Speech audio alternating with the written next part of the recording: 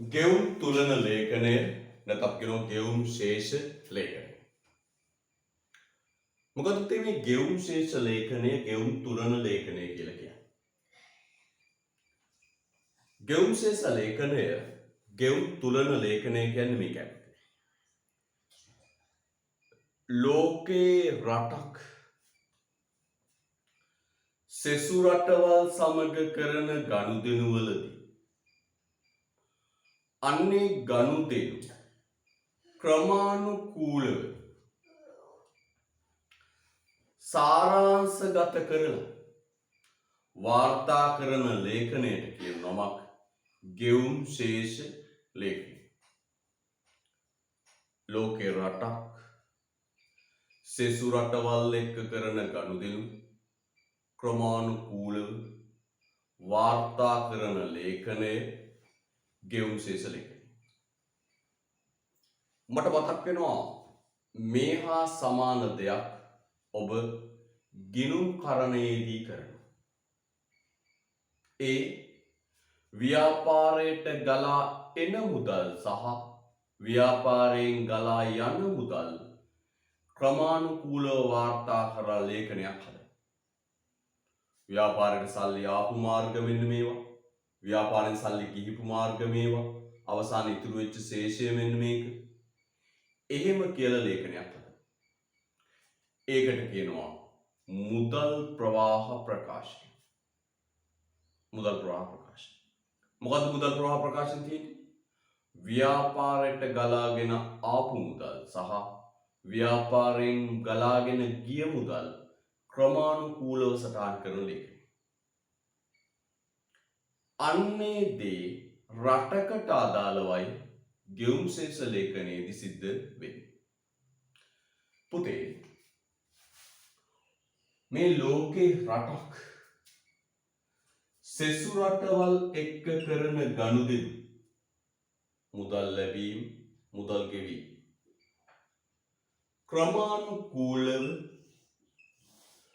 සාරාංශගත කරලා දක්වන ලේඛනය තමයි ගෙවුම් ශේෂ ලේඛනය.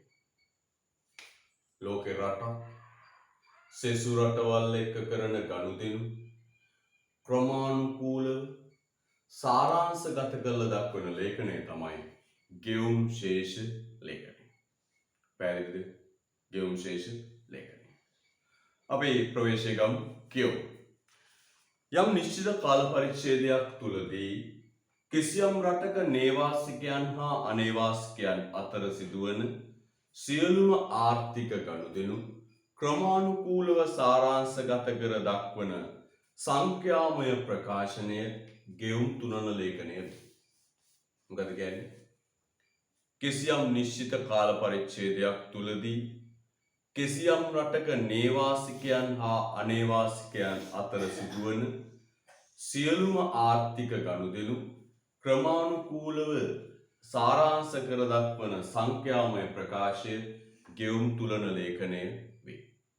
අනලෝකයේ රටක් තවත් රටවල් එක්ක කරන ගනුදෙනු ක්‍රමානුකූලව සාරාංශගත කරලා ලියා දක්වන ලේඛනය ගෙවුම් ශේෂ ලේඛනය.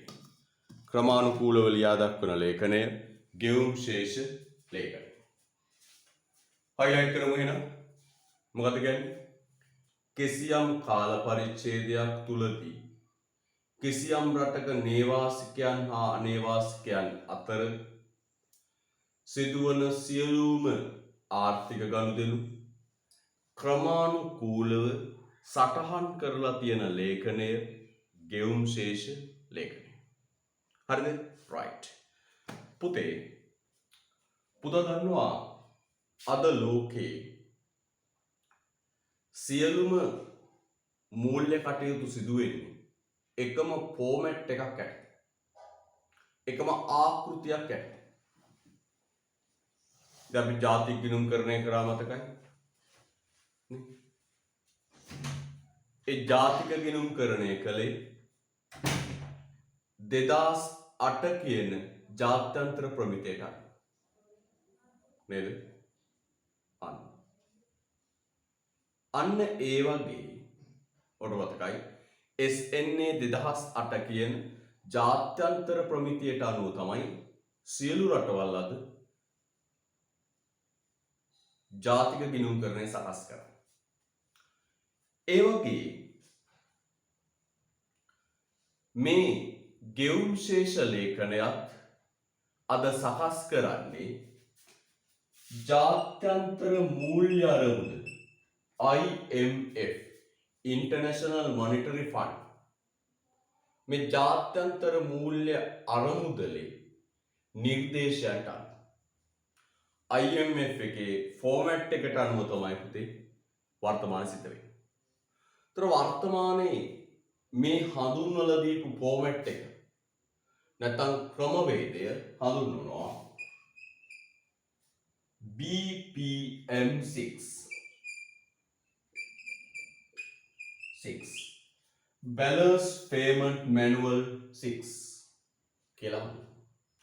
ඒතර අද වෙනකොට මේ ගෙවුම් ශේෂ ලේඛනය නැත්නම් ගෙවුම් තුලන ලේඛනය සකස් කරන්නේ ජාත්‍යන්තර මූල්‍ය අරමුදල විසින් හඳුන්වලා දීපු Balance Payment Manual number 6 කියන ක්‍රමවේදයට අනුව.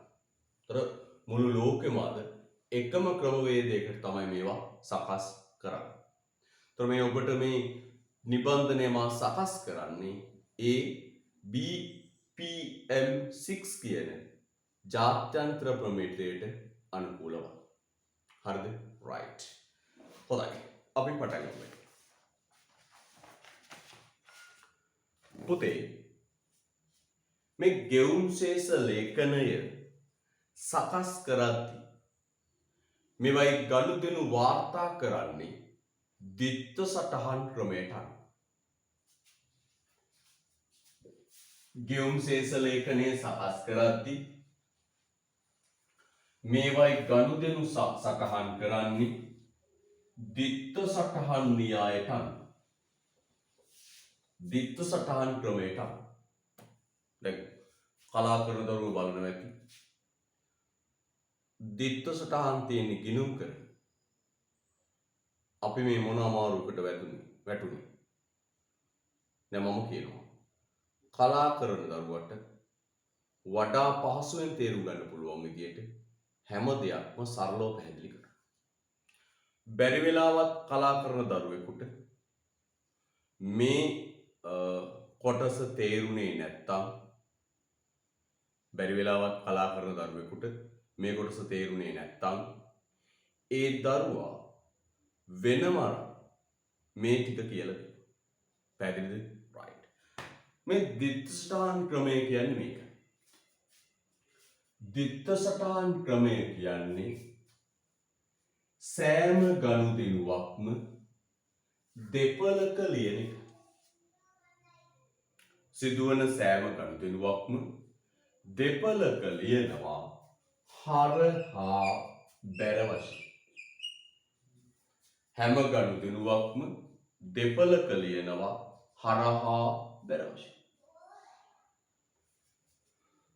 හැම ගනුදෙනුවක්ම දෙපළක ලියනවා හරහා බැර වශයෙන්. 500 නම් ගනුදෙනුව වටිනාකම හර කියන තැනක් ලියනවා බැර කියන තැනක් ලියනවා.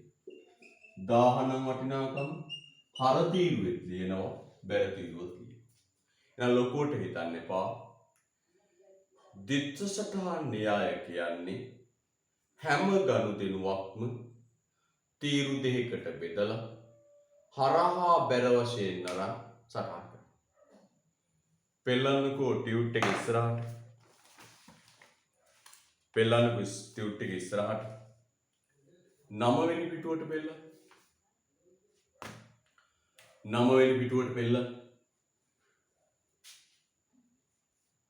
9 වෙනි පිටුවට පෙළලා. මොකක්ද කියන්නේ? ඔන්න ගෙවුම් ශේෂ ලේඛනයේ ආකෘතියක් ඉදිරිපත් වෙනවා.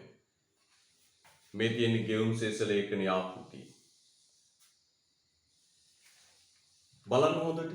ඒකේ තීරු දෙකක් තියෙනවා. මොකද්ද තීරු දෙක? හර තීරුව, බැර තීරුව. පුතේ සිද්ධ වෙන හැම ගනුදෙනුවක්ම හර තීරුවේ බැර තීරුවේ සටහන් කරනවා. හරහා බැර වශයෙන් සටහන් කරනවා. සරලව මතක තියාගන්න දැනට හැම ගනුදෙනුවක්ම හරහා බැර වශයෙන් සටහන් කරනවා. අන්න ඒ නිසා මේකට කියනවා මේ ගෙවුම් ශේෂ ලේඛනයේ ගනුදෙනු සටහන් කරන්නේ දිත්ත සටහන් ක්‍රමයට අනුව. මොන ක්‍රමයට අනුවද? දිත්ත සටහන් ක්‍රමයට අනුව. පටන් ගමු කියවන්න.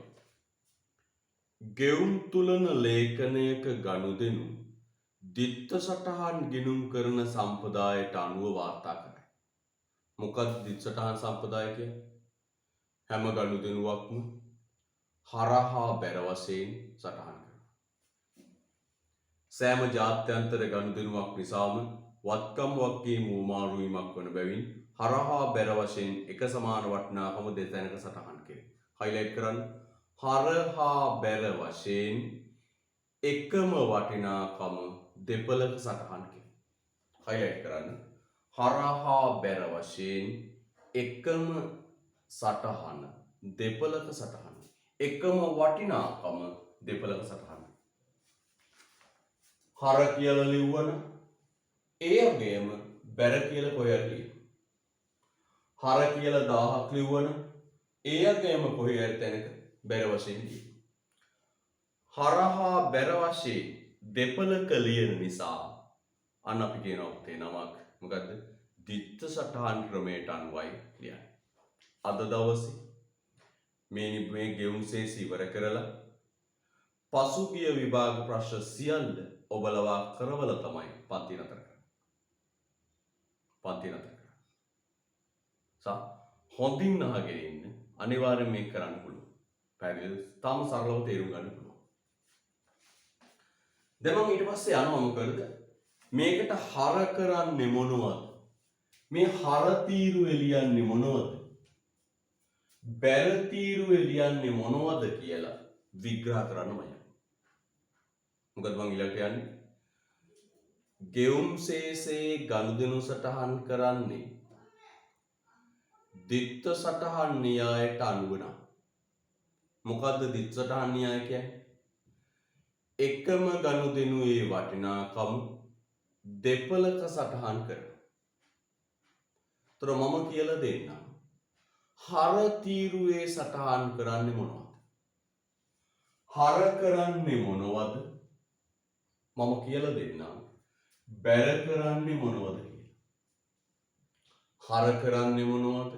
බැර කරන්නේ මොනවද කියලා මම කියලා දෙන්නම්. හරිද? right. මෙන්න මම ඉස්සෙල්ලාම ගන්නවා පුතේ ගෙවුම් ශේෂ ලේඛනයට බැර කරන්නේ මොනවද? ගෙවුම් ශේෂ ලේඛනයේ බැර කරන්නේ. බැර සැපැත්තේ ලියන්නේ මොනවද? මෙන්න ගෙවුම් තුලන ලේඛනයට බැර කරනුයි.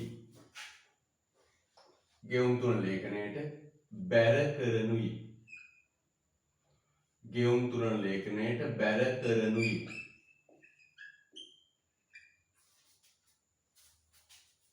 ගෙවුම් තුලන ලේඛනයට බැර කරනුයි. මෙන්න පුතේ බැර කරණිය. 1 මොනවද බැර කරන්නේ? දැන් මේක ගිණුම් කරණය හදාරන දරුවට නම් කිසිම ගැටලුවක් නැහැ. ටක් ගාලා ඔලුවට එන. මොනවද හර කරන්නේ? මොනවද බැර කරන්නේ ආදී වශයෙන්. ගෙවුම් ශේෂ ලේඛනයට බැර කරන්නේ පුතේ වත්කම් අඩුවීම. බැර කරන පළවෙනි එක තමයි මොකක්ද? වත්කම් අඩුවීම. මොන ක්‍රමයකින් හරි සිද්ධ වෙන ගනුදෙනුවේ මෙන්න මේ රටේ වත්කම් අඩුවීමක් සිද්ධ වෙනවා නම් අන්න ඒක මොකද කරන්නේ? වත්කම් අඩුවීම අපි ලියන්නේ මොන තීරුවේද? බැර තීරුවේ. බැර සටහනක් විදියටයි. මොකද මං කිව්වේ? ලෝකයේත් එක්ක කරන ගනුදෙනු වලදී අපේ රටේ වත්කම් අඩුවීමක් සිද්ධ වෙනවා. ලෝකයේත් එක්ක කරන ගනුදෙනු වලදී අපේ රටේ වත්කම් අඩුවීමක් සිද්ධ වෙනවා. අනේ වත්කම් අඩුවීම අපි ලියන්නේ බැර සටහනක් විදියට. ලියන ප්‍රතිඅංක 1 ගෙවුම් ශේෂ තුලන ලේඛනයට බැර කරනුයේ අංක ලියන්නේ වත්කම් අඩුවීම. වත්කම් අඩුවීම.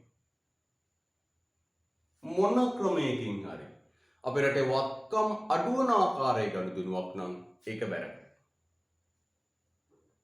වත්කම් අඩු වෙනවා. දැන් ගිණුම්කරණය කරන දරුවට නම් ඔය ටික කියලා දෙනවා. වත්කම් වැඩිවීම හර වත්කම් අඩුවීම බැර කියලා බොහොම සරලව ගිණුම්කරණය පටන් ගත්ත ගමන් කියලා දෙනවා. ඒ න්‍යායම තමයි. බලන්න කෙනෙක් භාණ්ඩයක් සේවාවක් වත්කමක් තම රටින් වෙනත් රටකට අපනයනය කිරීම. මේ බලන්න උදාහරණයක් කියමු. අපේ රටේ තියෙන භාණ්ඩ තොගය.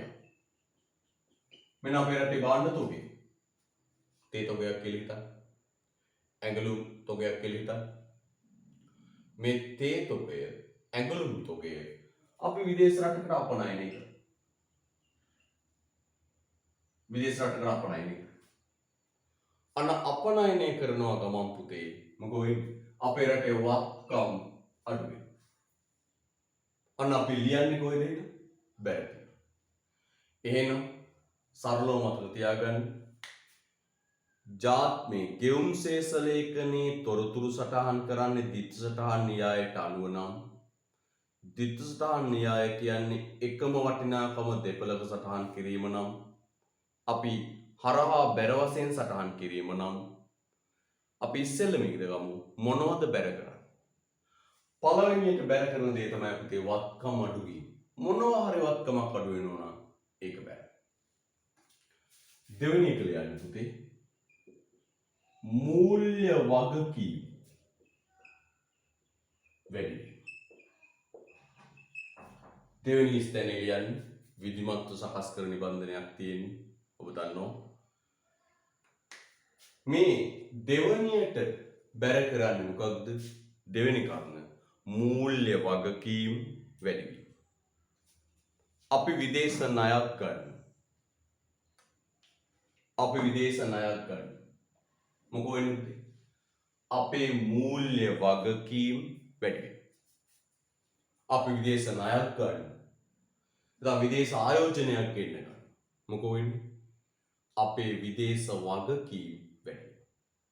අන විදේශ වගකීම් වැඩිවීමක් සිද්ධ වුණොත් ඒක අපි අනිවාර්යෙන් මොකද කරන්නේ? බැර කරනවා. එහෙනම් බැරට ලියන කරුණු දෙක මොකද්ද? වත්කම් අඩුවීමයි වගකීම් වැඩිවීම. එහෙනම් හරි ලේසි ගනුදෙනුවකින් වත්කම් වැඩි වෙනවා වත්කම් අඩු වෙනවා අපි ඒක ලියන්නේ බැරට. ගනුදෙනුවකින් විදේශ රාජ්‍යයක් එක්ක කරන වගකීම් වැඩි වෙනවා නම් අපි ලියන්නේ බැරට. එහෙනම් සාරාංශගත කරමු. බැරට ලියන සටහන් දෙකයි. මොකද වත්කම් අඩුවීම වගකීම් වැඩි වීම. මම ඊට පස්සේ යනවා පුතාට කියලා දෙන්න. ගෙවුම් තුලන ලේඛනයට හර කරනුයි. මොකද ගෙවුම් තුලන ලේඛනයට හර කරනුයි. ගෙවුම් ශේෂ ලේඛනයට හර කරන්න මෙන්න මේක. මොනවද හර කරන්නේ? එක වත්කම් වැඩි වීම. පරිපෝෂක වත්කම් වැඩි වීම. අපි ජාත්‍යන්තරයත් එක්ක කරන ගනුදෙනුවකදී අපේ රටේ වත්කම් වැඩි වෙනවා. අන්න ඒක සටහන් කරන්නේ හරට. අපි ලෝකේ මොනවා හරි රටක් එක්ක සංවිධානයක් එක්ක කරන ගනුදෙනු තුල අපේ වත්කම් වැඩි වෙනවා. අපි ඒක සටහන් කරන්නේ හරට. පුතාට ගිනුම් කරනදී මේක මොනවට කියලා දෙනවා? වත්කම් වැඩිවීම හර වගකීම් අඩුවීම බැරි. මම මේ කලා කරන දරුවා වෙනුවෙනුයි මේ තරම් පැහැදිලි කරන්නේ. උදාහරණ බලන්න. භාණ්ඩයක් හෝ සේවාවක් වෙනත් රටකින් ආනයනය කිරීම. මේ වල උදාහරණ දෙක. විදේශ භාණ්ඩ තොගයක් අපේ රටට ආනයනය කරනවා. ඇමරිකාවෙන් යම් සූතු තොගයක් ආනයනය කරනවා. මොකෝ වෙන්නේ? අන්න පුතේ ලංකාවේ දැන් භාණ්ඩ තොගයක් ඇවිල්ලා තියෙනවා. අපේ වත්කම් වැඩි වෙනවා. විදේශ රටකින් භාණ්ඩ ටිකක් ආනයනය කළාම අපේ රටේ භාණ්ඩ වත්කම වැඩි වෙනවා. අන්න අපි ලියන්නේ හරට. දෙවෙනි එක තමයි පුතේ මූල්‍ය වගකීම් අඩු. ලස්සට හිස්තැන පුරව ගන්න පුතේ. මූල්‍ය වගකීම් අඩු. ගණිපු ණයක් අප ගෙවා දමන විදේශ ආයෝජක ආයෝජන ටික අරගෙන යනවා. අන්න පුතේ වගකීම් අඩු වෙනවා. හරිද? වගකීම් අඩු වෙනවා. හරි පැහැදිලිවට මුල ඉඳලා යන්නේ අපි. මතක තියාගන්න. එහෙනම් ගෙවුම් ශේෂ ලේඛනයට හර කරන්නේ බැර කරන්නේ මොනවද? වත්කම් අඩුවීම, වගකීම් වැඩිවීම. ගෙවුම් තුනන ලේඛනයට හර කරන්නේ මොනවද? වත්කම් වැඩිවීම, මූල්‍ය වගකීම් අඩුවීම. නැත්නම් මෙහෙම මතක තියාගන්න. වත්කම් වැඩිවීම හර වත්කම් අඩුවීම බැර. වගකීම් වැඩිවීම බැර වගකීම් අඩුවීම හර. හරිද? right. යම් දෙයක් පිටකොට අපි ඔය දැන් ඔය ප්‍රැක්ටිස් කරමු. කර මේ ඉස්සරහට යමින් මේවා හොඳින් අධ්‍යයනය කරමු. right. ඊළඟට වෙන අපිට මොකද්ද? ගෙවුම් තුනන ලේඛනයක ඇතුළත් කරන ගනුදෙනු. මම ඔබට මුලින්ම කිව්වා ගෙවුම් ශේෂ ලේඛනයක සටහන් කරන්නේ ලෝකයක් එක්ක කරන ගනුදෙනු. මේ ලෝකයක් එක්ක කරන ගනුදෙනු ප්‍රධාන කෑලි 5කට බෙදලා සාරාංශගත කරලා ඇතුළත් කරනවා. මොකද ලෝකයක් එක්ක කරන ගනුදෙනු ප්‍රධාන කොටස් 5කට බෙදලා සාරාංශගත කරලා ඇතුළත් කරනවා. කොටස් 5කට බෙදලා සාරාංශගත කරලා ඇතුළත් කරනවා. මෙන්න මේ කොටස් 5. මොනවද මේ කොටස් 5? භාණ්ඩ හා සේවා. පළවෙනි එක භාණ්ඩ හා සේවා ගනුදෙනු. පළවෙනියට ඇතුළත් කරන මොනවද? භාණ්ඩ හා සේවා ගනුදෙනු. භාණ්ඩ ආනයන අපනයන ගනුදෙනු. දෙවනියට ඇතුළත් කරන මොනවද?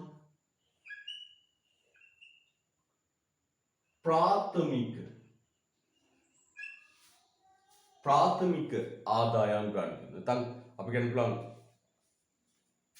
සාධක ප්‍රාථමික ආදායම් ලැබීම් ගෙවීම.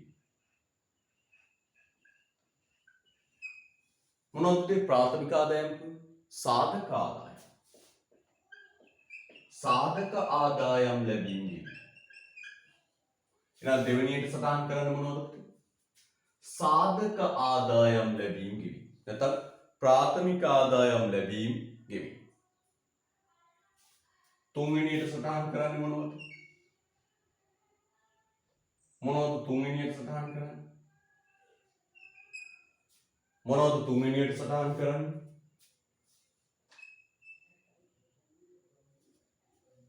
ද්විතීයික ආදායම් ගනුදෙනු. ද්විතීයික ආදායම් ගනුදෙනු. මොනවද මේ ද්විතීයික ආදායම් කියන්නේ? සංක්‍රාම. විදේශ රටවලින් අපිට ලැබෙන ආධාර, අපි විදේශ රටවල දෙන ආධාර. ඒක පාර්ශවීය සංක්‍රාම. හතරවෙනියට මොකක්ද? මූල්‍ය වත්කම් ආශ්‍රිත ගනුදෙනු. මූල්‍ය වත්කම් ආශ්‍රිත ගනුදෙනු.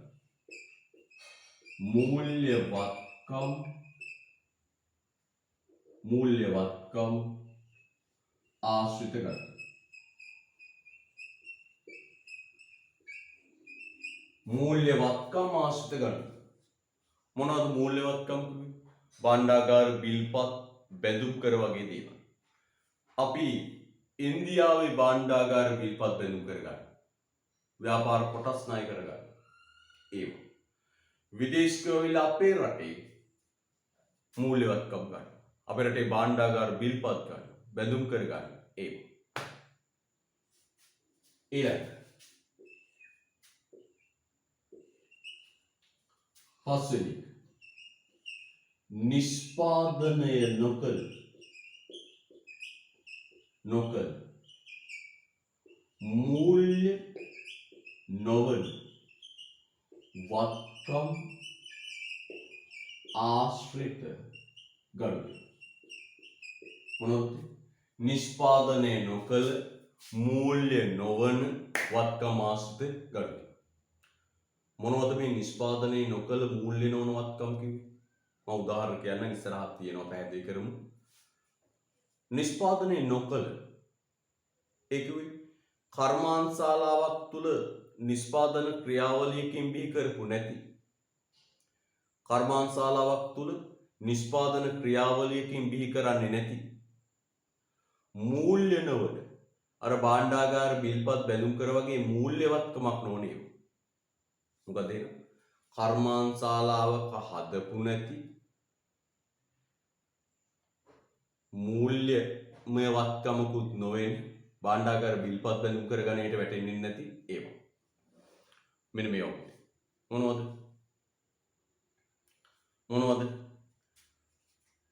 වෙළඳ ලකුණු. දැන් අපි දන්නවා ඇමරිකානු සමාගමක් වන කෙන්ටකි ෆ්‍රයිඩ් චිකන් සමාගම. නැත්නම් KFC සමාගමේ වෙළඳ ලකුණ ගෙනල්ලා ඒ වෙළඳ ලකුණ යටතේ අපේ රටේ නිෂ්පාදන කටයුතු සිදු කරනවා. KFC නම. ඒ වෙළඳ ලකුණ වෙනුවෙන් අදාළ සමාගමට ගෙවීමක් කරනවා. අදාළ සමාගමට ගෙවන්නේ මොකටද? අර KFC කියන වෙළඳ නාමයට, වෙළඳ ලකුණට ගෙවන්නේ. ඒ කීර්ති නාමයට ගෙවන්නේ. මම අහන උත්තරේ KFC කියන්නේ KFC කියන වෙළඳ නම කියන්නේ හදපු කර්මාන්තශාලාවක් හදපු එකක් නෑ. ඒක වෙළඳ ලකුණක්.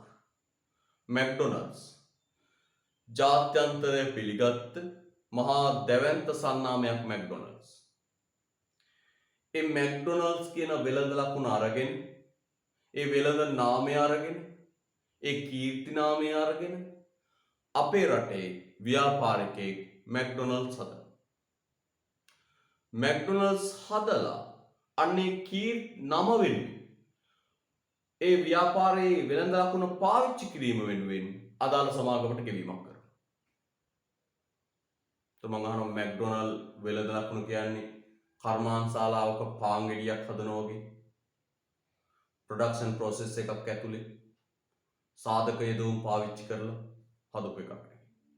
මේක මිනිස්සු අතර ජනප්‍රිය වෙච්ච වෙළඳ ලකුණ. ඒ වෙළඳ ලකුණ පාවිච්චි කිරීම වෙනුවෙන් කරන ගෙවීම නිෂ්පාදනය නොකළ මූල්‍ය නොවන වත්කම් ආශ්‍රිත ගනුදෙනු.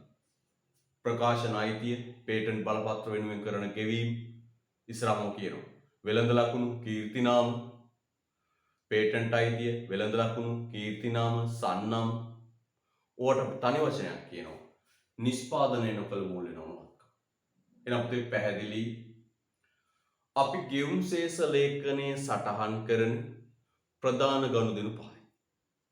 නැත්තම් ගෙවුම් ශේෂ ලේඛනයේ සටහන් කරන සියලු ගනුදෙනු අපි කාණ්ඩ කැටගරීස් පහකට බෙදලා කරනවා. මොනවද? භාණ්ඩ හා සේවා ගනුදෙනු, ප්‍රාථමික ආදායම් ලැබීම් ගෙවීම්, ප්‍රාථමික ලැබීම් ගෙවීම්, ප්‍රාථමික ආදායම් ලැබීම් ගෙවීම්, ප්‍රාථමික ආදායම් ලැබීම් ගෙවීම් විදිහට සලකන්නේ මොනවද? සාධක ආදායම්, අපිට ලැබෙන ලාභාංශ බදු ලාභාංශ, අපි ගෙවන ලාභාංශ. මොනවද ද්විතීයික ආදායම් කියන්නේ? සංක්‍රාම ලැබීම්, ආධාර ලැබීම්, අපි ඒවා රජයට ලැබෙන ඒවා, පෞද්ගලික අංශයට ලැබෙන සංක්‍රාම කියලා වෙන් කරනවා. ඒකපාර්ශ්වීයව ලැබෙන සංක්‍රාම. මූල්‍ය වත්කම් ආශ්‍රිත ගනුදෙනු, භාණ්ඩාගාර, බිල්පත්, බැඳුම් කර, ණය කර, ව්‍යාපාර කොටස්, මේවා ආශ්‍රිත ගනුදෙනු. වෙළඳ ලකුණු, සන්නම්, කීර්තිනාම වාගේ නිෂ්පාදනය කළ වත්කම් ආශ්‍රිත ගනුදෙනු. ඔන්න ඔය පහ තමයි පුතේ සටහන් කරන්නේ. ඒතර බලන්න හොඳට මෙන්න තියෙනවා. රටක නේවාසිකයන් හා අනේවාසිකයන් අතර සිදුවන සියලුම ගනුදෙනු ප්‍රධාන වර්ග පහකට බෙදා වෙන් කර දැක්විය හැකියි. මොනවද? භාණ්ඩ හා සේවා අපනයන ආනයන ආශ්‍රිත ගනුදෙනු, ආදායම් ලැබීම් ගෙවීම ආශ්‍රිත ගනුදෙනු, ධනය වත්කම් ධනය වෙන දෑ පිළිබඳ ඒකපාර්ශ්වික වන සංක්‍රාම, මූල්‍ය වත්කම් විකිණීම ආශ්‍රිත ගනුදෙනු, නිෂ්පාදනය කළ මූල්‍ය නොවන වත්කම් ආශ්‍රිත ගනුදෙනු. දැන් එතන ඉස්සරහින් මේක ලස්සනට දාගන්න.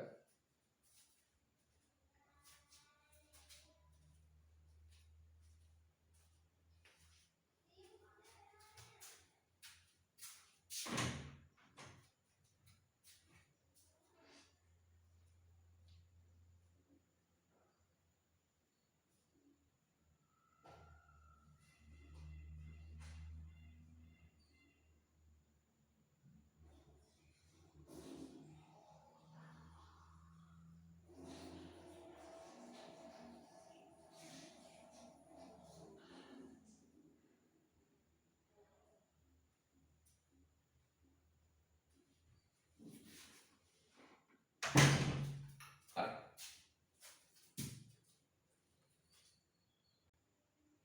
එහෙනම් මට කියන්න පුතේ.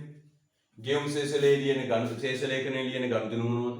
භාණ්ඩ හා සේවා ගනුදෙනු, සාධක ආදායම් ගනුදෙනු, සාධක ආදායම් ගනුදෙනු, ද්විතීයික ආදායම් ගනුදෙනු, නැත්නම් සංක්‍රාම ආදායම් ගනුදෙනු, මූල්‍ය වත්කම් ආශ්‍රිත ගනුදෙනු, නිෂ්පාදනය නොකළ මූල්‍ය නොවන වත්කම් ආශ්‍රිත ගනුදෙනු. ඊට පස්සේ ගෙවුම් ශේෂ ලේඛනයේ සංයුතිය යමු දෙකින්ද. ගෙවුම් ශේෂ ලේඛනයේ සංයුතිය හැදිලා තියෙන්නේ කොහොමද? අපල ගෙවුම් ශේෂ ලේඛනයේ සංයුතිය. ගෙවුම් ශේෂ ලේඛනයේ හැදිලා තියෙන්නේ කොහොමද? ගෙවුම් ශේෂ ලේඛනයේ හැදිලා තියෙන්නේ කොහොමද?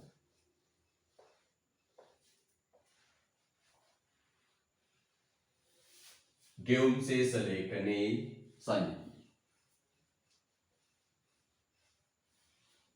මේ අනුව ගෙවුම් ශේෂ ලේඛනයේ සංයුතිය. කියන්නේ ගෙවුම් ශේෂ ලේඛනයේ හැදිලා තියෙන්නේ කොහොමද? පුතේ ගෙවුම් තුලන ලේඛනය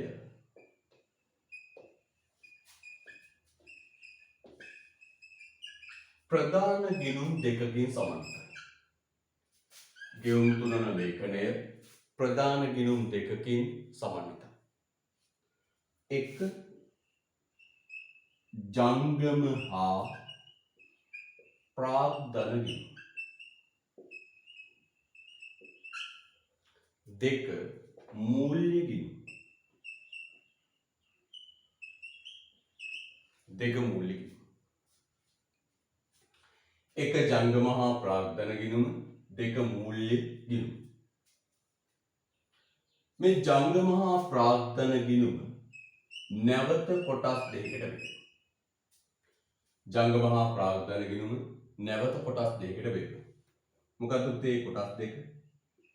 ජංගම ගිණුම සහ ප්‍රාග්ධන ගිණුම. ප්‍රාග්ධන ගිණුම.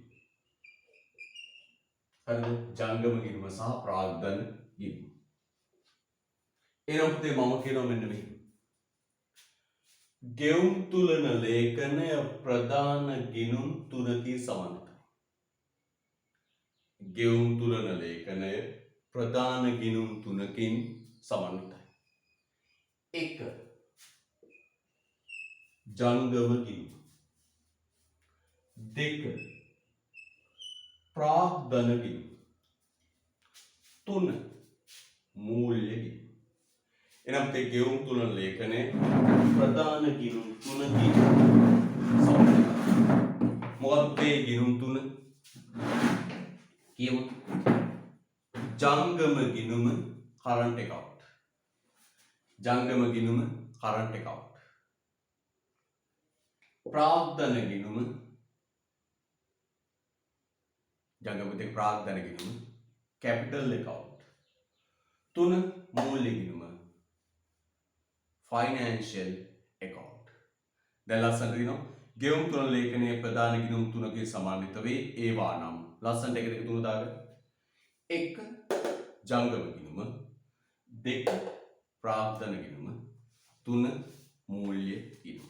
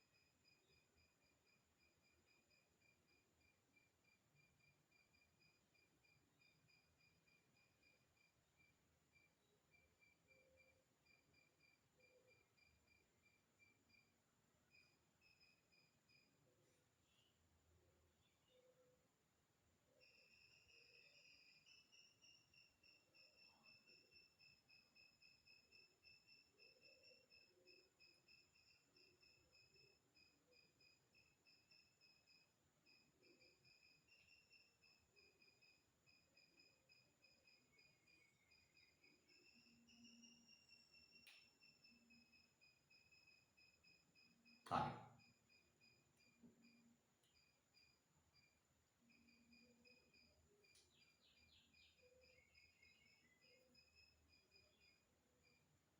යා. එහෙනම් දැන් අපි පුතේ වෙන වෙනම ගමු. කොහොමද ගන්නෙ? ජංගම ගිණුම, ප්‍රාග්ධන ගිණුම, මූල්‍ය ගිණුම වෙන වෙනම ගමු. අරගෙන සාකච්ඡා කරමු. පළවෙනි එක අපි ගත්තේ මොකද්ද? ජංගම ගිණුම current account. එහෙනම් අපි ඉස්සෙල්ලා ගමු පුතේ ජංගම ගිණුම.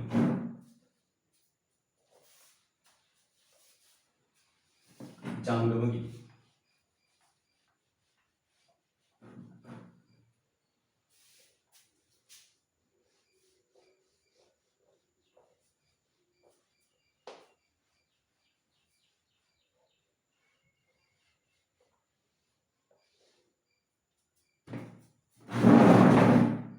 ඊළඟ පළවෙනි එක මොකක්ද පුතේ? ජංගම ගිණුම.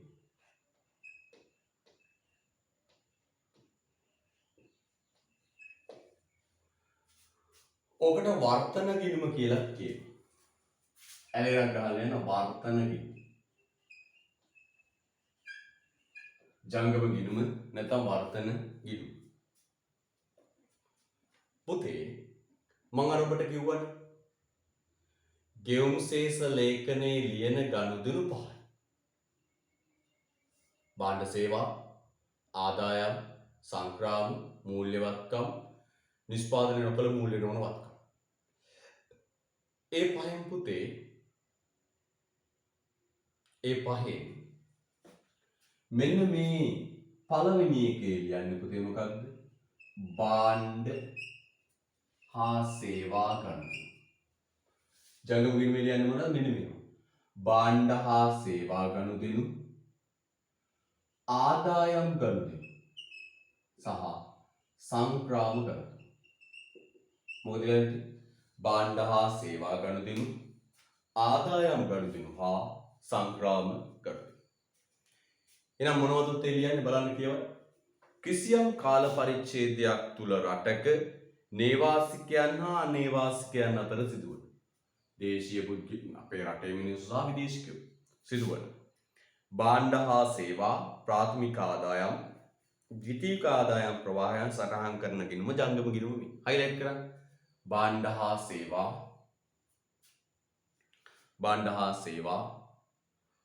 ප්‍රාථමික ආදායම් ද්විතීයික ආදායම්. භාණ්ඩ හා සේවා ප්‍රාථමික ආදායම් ද්විතීයික ආදායම්. භාණ්ඩ හා සේවා ප්‍රාථමික ආදායම් ද්විතීයික ආදායම්. භාණ්ඩ හා සේවා ප්‍රාථමික ආදායම් ද්විතීයික ආදායම්. මේ අනුත්තේ හොඳට. ඒ අනුව මේ ජංගම ගිණුම ප්‍රධාන ගිණුම් තුනකින් සමන්විතයි. භාණ්ඩ හා සේවා ලියන ගිණුමට කියනු ඒ නමමයි භාණ්ඩ හා සේවා ගිණුම. භාණ්ඩ හා සේවා ලියන ගිණුමට කියන මොකක්ද? භාණ්ඩ හා සේවා ගිණුම. දෙක. සාධක ආදායම් ලියන ගිණුමට කියනවා ප්‍රාථමික ආදායම් ගිණුම. ප්‍රාථමික ආදායම් ගිණුමේ අපි ලිව්වොත් මොනවද ඇත්ත වශයෙන්ම ලියන්නේ? සාධක ආදායම්. සාධක ආදායම්. තුන්වෙනි එක ද්විතීයික ආදායම් ගිණුම. ද්විතීයික ආදායම් ගිණුම. මොනවද ඇත්තටම ද්විතීයික ආදායම් ගිණුම කියලා ලියන්නේ? සංක්‍රාම. පැහැදිලිද? සංක්‍රාම. right ලස්සන දාගන්න එකට එකතු. එහෙනම් වර්තන ගිණුම සෑදෙන අතර උපගිණුම් තුනකින් සමන්විත වේ. එහෙනම් ජංගම ගිණුම උපගිණුම් තුනයි. ලස්සන දාගන්න 1 2 3 කියලා.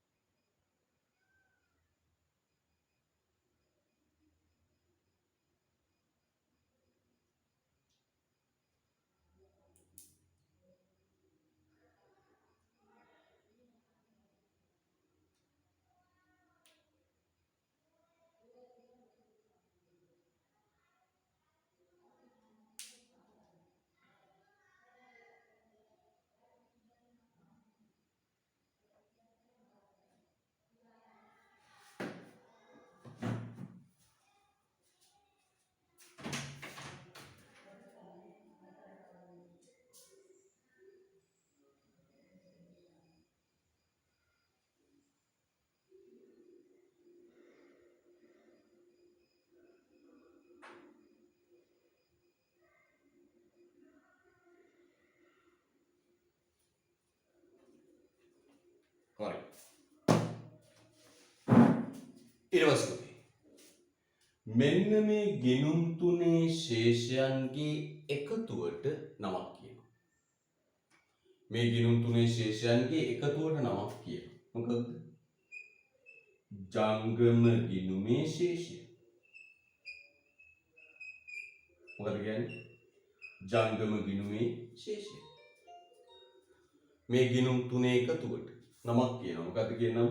ජංගම ගිණුමේ ශේෂය. එහෙනම් මොනවද උත්තේ ජංගම ගිණුම හැදෙන්නේ?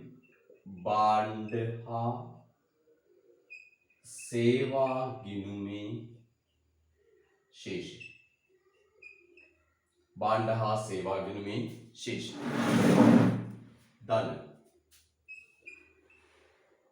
ප්‍රාථමික ආදායම් ගිණුමේ ශේෂය. प्राथमिक आदायम गिणुमे शेषය. द्वितीयिक आदायम ගිණුමේ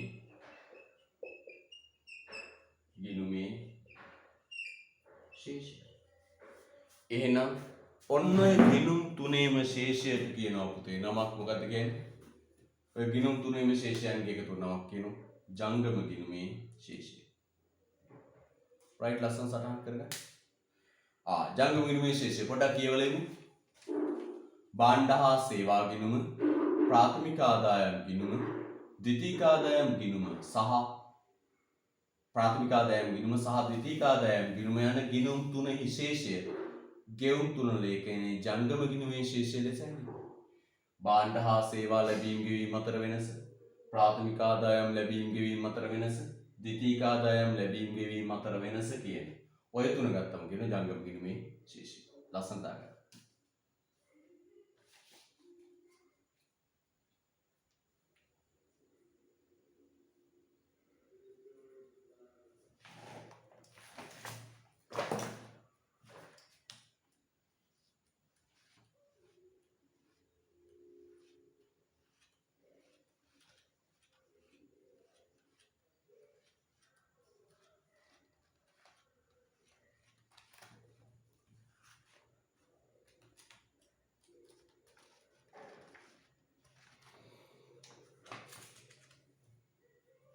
right. යටින් කියනවා පුතේ ජංගම ගිණුමේ ශේෂය ධන නම් අතිරික්තයක්ද ඍණ නම් හිගයක්ද යන වචන දෙක පාවිච්චි වෙනවා.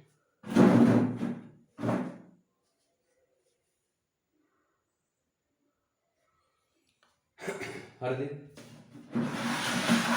සාමාන්‍යයෙන් අපි අර අයවැය ලේඛනයේ පාවිච්චි කරපු වචනය මොකක්ද? ධන නම් අතිරික්තයක් ඍණ නම් හිගයක් කියලා කියනවා. ඊට පස්සේ භාණ්ඩ හා සේවා ගිණුම. පළවෙනි එක ගන්න මොකද පුතේ? පළවෙනි එක භාණ්ඩ හා සේවා ගිණුම. භාණ්ඩ හා සේවා ගිණුම. හරිද? භාණ්ඩ හා සේවා ගිණුම.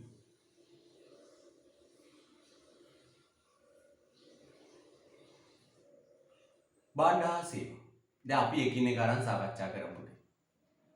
නිෂ්පාදන ක්‍රියාකාරකම් වල ප්‍රතිඵලයක් ලෙස බිහිවන භාණ්ඩ හා සාධක නොවන සේවා නේවාසිකයන් හා නේවාසිකයන් අතර සිදුවන ගනුදෙනු භාණ්ඩ හා සේවා ගිණුමේ සටහන් කෙරේ. අන්න එහෙනම් අපි ගත්ත පුතේ පළවෙනි ගනුදෙනු මොකක්ද? භාණ්ඩ හා සේවා. පළවෙනි එක මොකක්ද? භාණ්ඩ හා සේවා ගිණුම. එහෙනම් ඔන්න ගත්තා ජංගම ගිණුම ගිණුම් තුනයි, භාණ්ඩ හා සේවා ගිණුම, ප්‍රාථමික ආදායම් ගිණුම, ද්විතීයික ආදායම් ගිණුම. ඕකෙන් පුතේ අපි පළවෙනි එක ගත්තා මොකක්ද? භාණ්ඩ හා සේවා ගිණුම. භාණ්ඩ හා සේවා ගිණුම. භාණ්ඩ හා සේවා ගිණුම. හරිද? භාණ්ඩ හා සේවා ගිණුම. මේ භාණ්ඩ හා සේවා ගිණුම අංක එක ගත්ත මොකක්ද? භාණ්ඩ හා සේවා. පුතේ මේ භාණ්ඩ හා සේවා ගිණුමේ සටහන් කරන ගනුදෙනු වර්ග දෙක. එක භාණ්ඩ දෙක සේවා. එක භාණ්ඩ දෙක සේවා. භාණ්ඩ ගනුදෙනු සටහන් කරනවා දෙක, සේවා ගනුදෙනු සටහන් කරනවා. භාණ්ඩ ගනුදෙනු අයිතින් වත්තේ සේවා ගනුදෙනු. පැහැදිලිද? right. දැන් බලන්න ආයසරයක් නිෂ්පාදන ක්‍රියාකාරකම් වල ප්‍රතිඵලයක් ලෙස බිහිවන භාණ්ඩ හා සාධක නොවන සේවා. ඊළඟට භාණ්ඩ හා සේවා සම්බන්ධයෙන් නේවාසිකයන් හා නේවාසිකයන් අතර සිදුවන ගනුදෙනු භාණ්ඩ හා සේවා ගිණුමේ සටහන් කෙරේ. ජාතික ගිණුම්කරණයේදී සුද්ධ අපනයන ලෙස සලකුණේ මේ. ඔබ දන්නවා භාණ්ඩ හා සේවා ගිණුමේ ශේෂය අපි ජාතික ගිණුම්කරණයේ සැලකුවේ මොකද්ද? සුද්ධ අපනයන විදිහට. මෙහි උපගිණුම් දෙකකි. මේකේ උපගිණුම් දෙකකි. මොකක්ද උපගිණුම් දෙක? භාණ්ඩ ගිණුමයි සේවා ගිණුමයි. නේද? භාණ්ඩ හා සේවා ගිණුමේ උපගිණුම් දෙකයි. එක භාණ්ඩ ගිණුම, දෙක සේවා ගිණුම.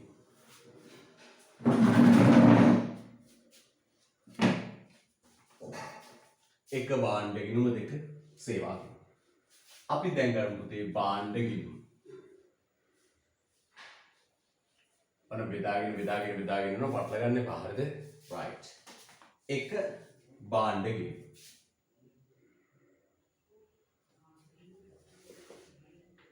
පුතේ භාණ්ඩ ගිණුමට කියන අනිත් ප්‍රසිද්ධම වචනේ තමයි වෙළඳ ගිණුම. භාණ්ඩ ගිණුම ලියන අනිත් ප්‍රසිද්ධම වචනේ මොකක්ද? වෙළඳ ගිණුම. භාණ්ඩ ගිණුම ලියන අනෙක් ප්‍රසිද්ධම වචනේ මොකක්ද? වෙළඳ ගිණුම. භාණ්ඩ ගිණුම ලියන අනිත් ප්‍රසිද්ධම වචනේ මොකක්ද? වෙළඳ ගිණුම. පුතේ භාණ්ඩ ගිණුම වෙළඳ ගිණුම. හරිද? පුතේ භාණ්ඩ ගිණුම ලියන්නේ මෙන්න මේවා. භාණ්ඩ පුතා දන්නවනේ භාණ්ඩ හා සේවා අතර වෙනස. අපි මේ ඔය ව්‍යාපාර අධ්‍යයන විෂයේ පළමුවෙන්ම උගන්වන්නේ ඕකනේ. භාණ්ඩ සේවා. භාණ්ඩ ගනුදෙනු ලියන ගිණුම. පැහැදිලිද? right. බලන්න හොඳට කියනවා මෙන්න මේ භාණ්ඩ ගිණුමේ ලියන අයිටම දෙකක් තියෙනවා. එක තමයි වෙළඳ භාණ්ඩ. වෙළඳ භාණ්ඩ. හාල් පිටි පරිප්පු මෝටර රථ ඉන්ධන වෙළඳ භාණ්ඩ. අනිත් එක තමයි පුතේ මූල්‍ය නොවන රත්රන්. මූල්‍ය නොවන රත්රන්. මොනවද පුතේ? භාණ්ඩ ගිණුම නැත්තම් වෙළඳ ගිණුම ලියන්නේ මොනවද? එක වෙළඳ භාණ්ඩ. එක වෙළඳ භාණ්ඩ. දෙක මූල්‍ය නොවන රත්රන්. මොකද දෙවෙනි එක? මූල්‍ය නොවන රත්රන්.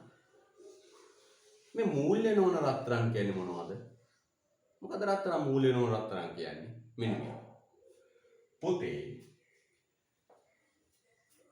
අපේ රටට රත්රන් ගෙන්නනවා කවුද පුතේ?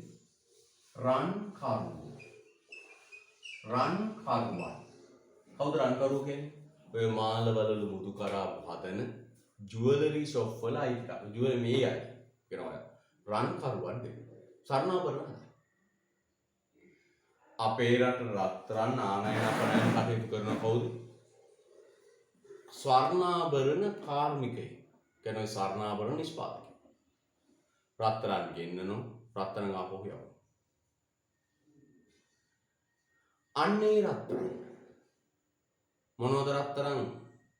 මූල්‍ය නොවන රත්තරන් කියන්නේ? පුතේ මූල්‍ය නොවන රත්තරන් කියන්නේ මෙන්න මේවා. කාර්මික අවශ්‍යතා සඳහා. මොනවද කාර්මික අවශ්‍යතා කියන්නේ? මාළවලලු මුදු කරාබු හදන්න ගෙන රත්. අනිත් එක වටිනාකමේ සන්නිධියක් ලෙස රත්තරන් රැස් කරන යක් දන්නුනේ වත්කම් රැස් කිරීමේ මාධ්‍යයක් විදියට වටිනාකමේ සන්නිධියක් ලෙස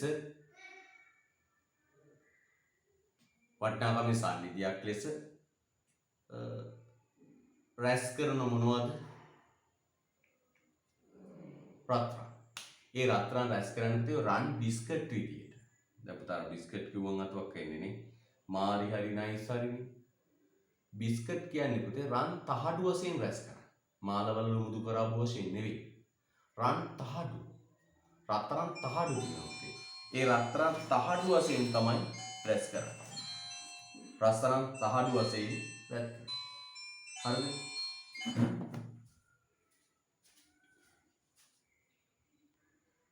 හරිද? එතකොට භාණ්ඩ ගිණුමේ ලියන කොටස් දෙකක් තියෙනවා. මොකද්ද කොටස් දෙක? එක වෙළඳ භාණ්ඩ. ආසීනි පිටි පරිප්පු මෝටර රථ.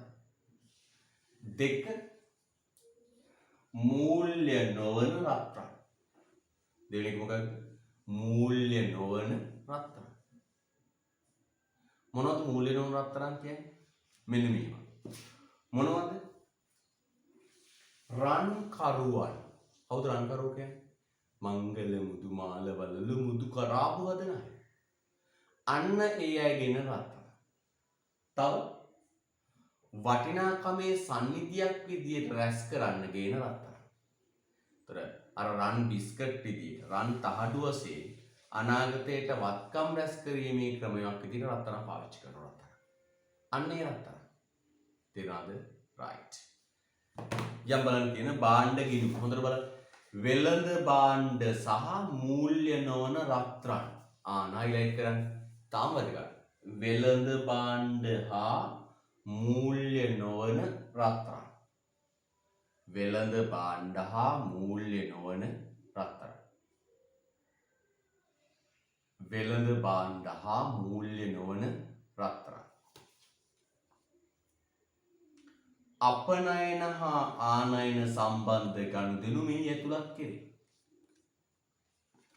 මතක තියාගන්න පුතේ. මොකද මේක ඇතුළත් කරන්නේ මොකක්ද? වෙළඳ භාණ්ඩ හා මූල්‍ය නොවන රත්තරන් ආනයන අපනයන සම්බන්ධ ගනුදෙනු මෙහි ඇතුළත් කෙරේ. යටම බලන්න පුතේ. චූටි අකුරෙන් මම අමතර දෙයක් දීලා තිනොත් චුට්ටක් බලන්න. යටම චූටි අකුරෙන් අමතර දෙයක් තියෙන බලන්න. මූල්‍ය නොවන රත්රන් යනු අන්න අපි කියන්නේ. පෞද්ගලිකාංශයේ වටිනාකමේ සන්නිධියක් වශයෙන් හා කාර්මික අවශ්‍ය සඳහා යොදාගෙන රත්තරන්. හයිලයිට් කරන්න පේන්නේ නැති වෙන්නේ. තාම වැදගත්. මොකක්ද? මූල්‍ය නොවන රත්රන් යනු පෞද්ගලිකාංශයේ වටිනාකමේ සන්නිධියක් වශයෙන් හා කාර්මික අවශ්‍යතා සඳහා යොදාගෙන රත්තරන් වේ. කාර්මික අවශ්‍යතා සඳහා යොදාගෙන රත්තරන් වේ.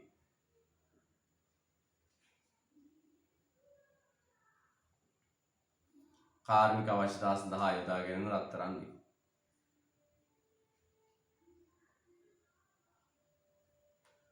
පෞද්ගලිකාංශයේ වටිනාකමේ සන්නිධියක් වශයෙන් හා කාර්මික අවශ්‍යතා සඳහා යොදාගෙන රත්තරන් වේ.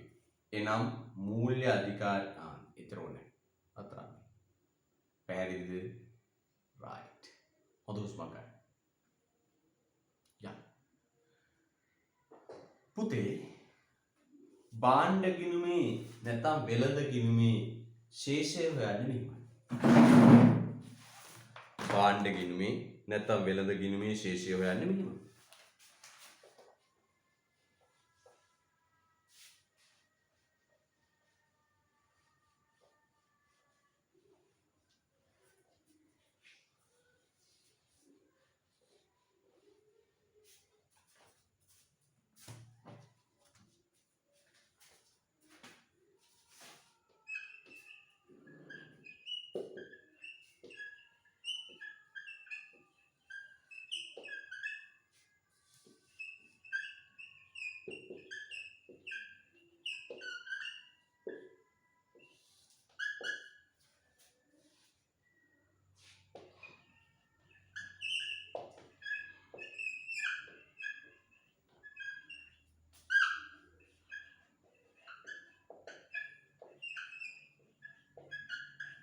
පුතේ මම ඔබට කියන්න මේක තමයි.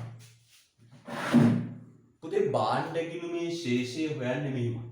භාණ්ඩ අපනයන වටිනාකමෙන් අඩු කරනවා භාණ්ඩ ආනයන වටිනාකම. කොහොමද හොයන්නේ? භාණ්ඩ ගිණුමේ ශේෂය හොයන්නේ කොහොමද? භාණ්ඩ අපනයන ආදායමෙන් අඩු කරනවා භාණ්ඩ ආනයන විහිද. පුතේ වෙළඳ ශේෂය කියලා කියන්නේ ජනප්‍රිය බහුල වචනයක් පාවිච්චි කරන වචනයනේ වෙළඳ ශේෂය. වෙළඳ ශේෂය කියන්නේ මෙන්න මේ භාණ්ඩ ගිණුමේ ශේෂයටයි. දැන් දරුවන්ට ඇහුවම වෙළඳ ශේෂය කියන්නේ මොකක්ද කියලා. දරුවෝ ගත්කටනම කියන්නේ මේකයි. භාණ්ඩ හා සේවා අපනයන හා භාණ්ඩ හා සේවා ආනයන අතර වෙනසයි. හරිද? සමීක්ෂණයක් කරලා බලන්න.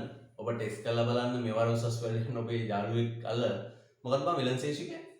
ගත්කටනම කියන්නේ භාණ්ඩ හා සේවා අපනයන වලින් භාණ්ඩ හා සේවා අඩු කළාට පස්සේ නාගේ නෑ පුතේ.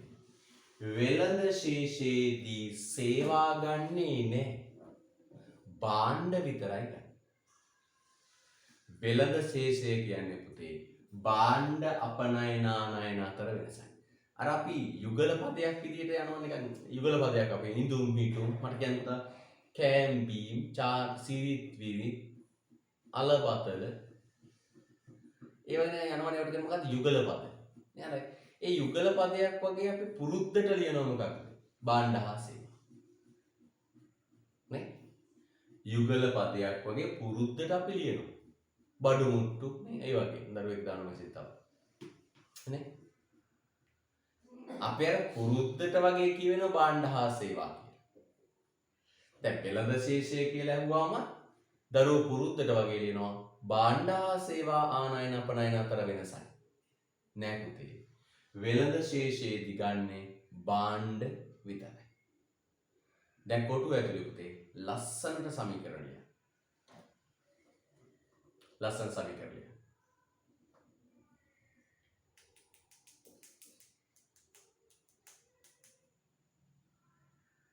හරිද? රයිට්. මම අවසාන මොහොතේ විභාගයට මාසයක් තියෙද්දිත් මම ඔබට කියන්නේ පුතේ හොඳට හොයලා බලන්න ඔබත් එක්ක සාමාන්‍ය පෙළ පාස් වෙලා උසස් පෙළට ආපු ඔබේ යාළුවෝ විභාගෙ ලියනවද නැද්ද? පොඩ්ඩක් හොයලා එයාට උදව් කරන්න. මේ YouTube channel එක දැන් සීක්‍රේන් දරුවන් අතර ජනප්‍රිය වෙමින් තියෙනවා. දරු විශාල සංඛ්‍යාවක් දවසකට බලනවා. නේද? අද වෙනකොට පැය 15000ක් නරඹලා තියෙන දරුවෝ. watch hours 15000 පැනලා තියෙන්නේ. මම මේක පුතාර ඇඩ් යන එක නතර කරලා තියෙන්නේ. ඇඩ් එකක් ගියාම මුදලක් එකතු වෙනවා ආදායමට. හැබැයි මේ මුදලට වඩා මට වටින්නේ මේ දරුවට මේක ඉගෙන ගන්න. ඒක ඇඩ් යනකොට පුතා අර කරදරයි. මම ඇඩ් යන එක නතර කරලා තියෙන්නේ. මේ channel එකෙන් නැත්නම් මට මුදලක් ලැබෙනවා. ඒකත් මම නතර කරලා තියෙන්නේ. ඇයි? පාඩම අතර ඇඩ් එකක් ගියාම පාඩමේ අවධානය බෙදෙනවා. සල්ලි නෙවෙයි පුතා අවශ්‍ය. සල්ලි නෙවෙයි මිනිස්සුගේ ජීවිතේ මේ කාල පරිච්ඡේදයේ අරමුණ විය යුත්තේ. අපි අරමුණ සල්ලි අරමුණෙන් දිව්වා කාලයක්. සල්ලි හම්බත් කළා. හැබැයි මේ වගේ විවසනකාරී වෙලාවක අපේ අරමුණ සල්ලි නෙවෙයි ඉන්හාට ගිය පුළුල් අරමුණක් විය යුතුයි. දරුවන්ට කියන්නේ මෙන්න මෙහෙම වැඩපිළිවෙලක් තියෙනවා. පාඩම් වීඩියෝ 218ක් 220ක් තියෙනවා. පැය දෙකකට ආසන්න කාලෙ දෙකට වැඩි ඒවාක් තියෙනවා. මේ ටික පිළිවෙලට නරඹන්න.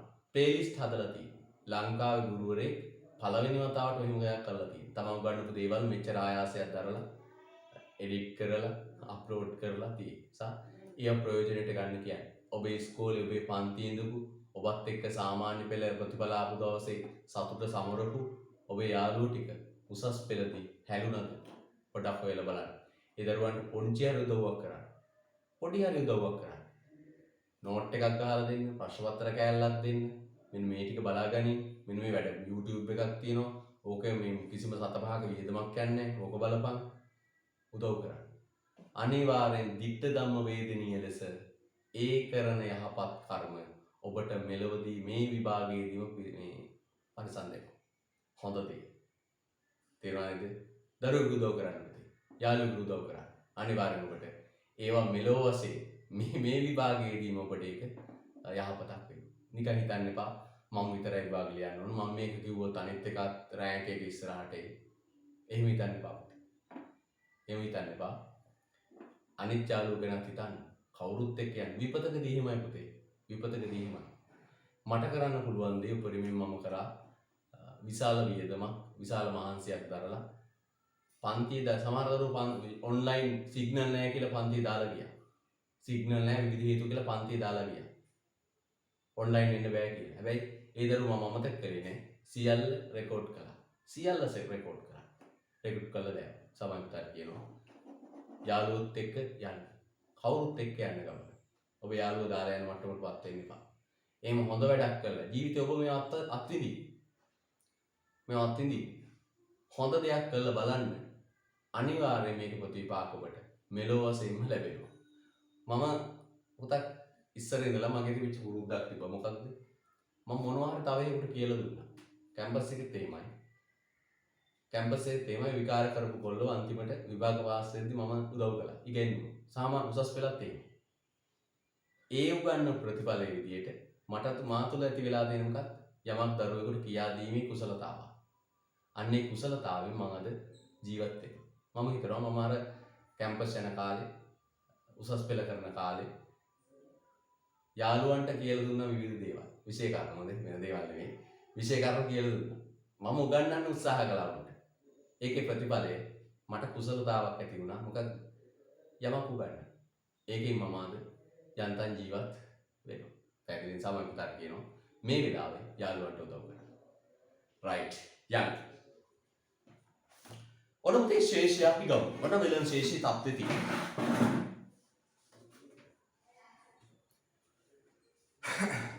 ලංකාවේ වෙළඳ ගිණුමේ ඇත්තේ අඛණ්ඩ හිගේ. බලන්න හිගයන් ටික අපිට වැදගත් වෙන පුතේ 2019 මම බට් 20ක් දීලා තියෙනවා. ඒක හිතන්න එපා. හයිලයිට් කරන්නේ 2019.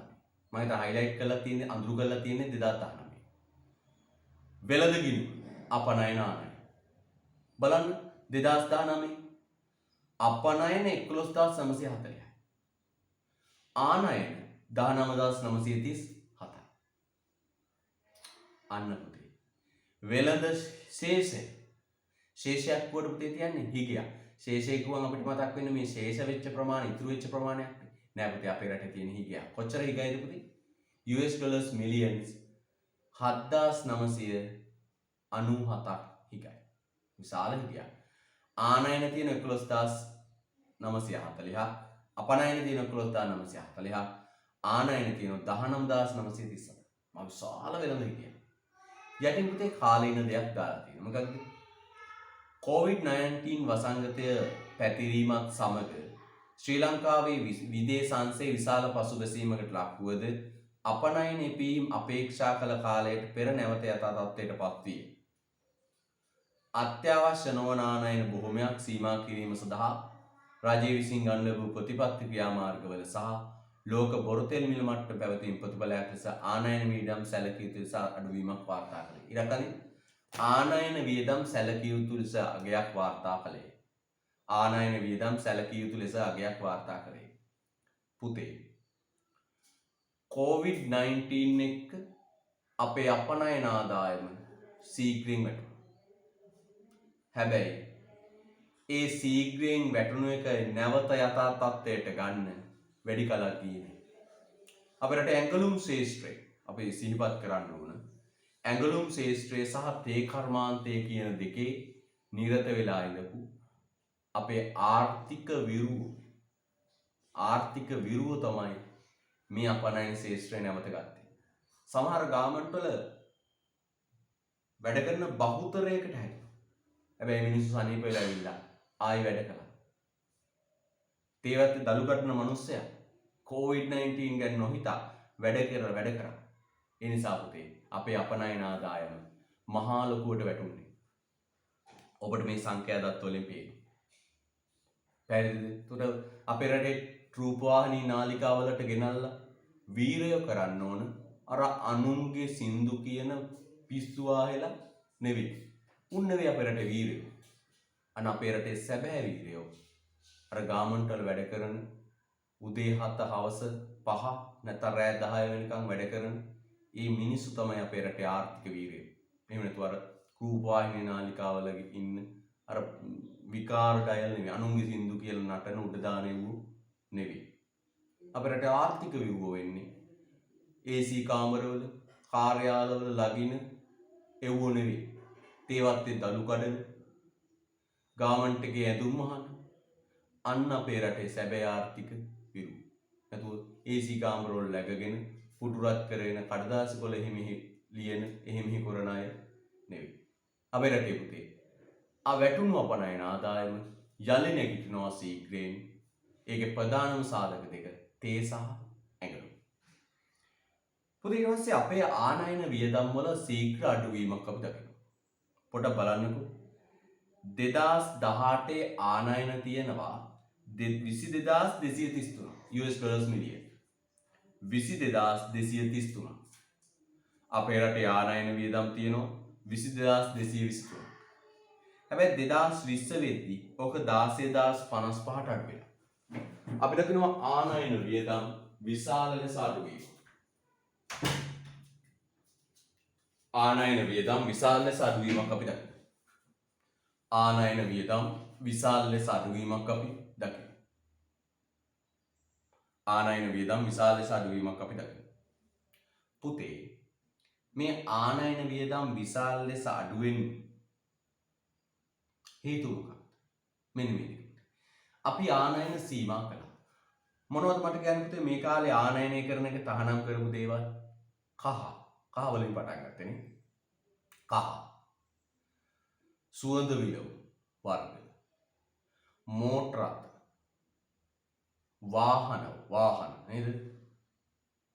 තව අනවශ්‍ය පොහොර නේද? පොහොර වගේ විශාල භාණ්ඩ හා සේවා ප්‍රමාණයක් ආනයනයේ නතර කළා. ඒත් එක්කම පුතේ අපේ ආනයන වියදම් සීක්‍රේන් ෆෝන් ආනයනය නතර කළා. ඒත් එක්කම පුතේ අපේ රටේ ආනයන වියදම් සීක්‍රේන් පහළ වැටුණා. ඒ වගේම බොර තෙල් මිලත් පුතේ සීක්‍රේන් පහළ වැටුණා. බොර තෙල් මිලත් සීක්‍රේන් පහළ වැටුණා. ඕකේ ප්‍රතිපාකයක් විදිහට ආනයන වියදම් මොකද උනේ පුතේ? අඩු. ආනයන වියදම් අඩු. හරිද? රයිට්. හොඳ උස්මක් ගන්න.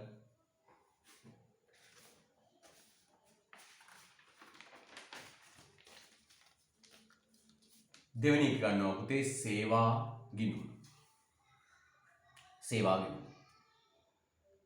මේ බලන්න සේවා.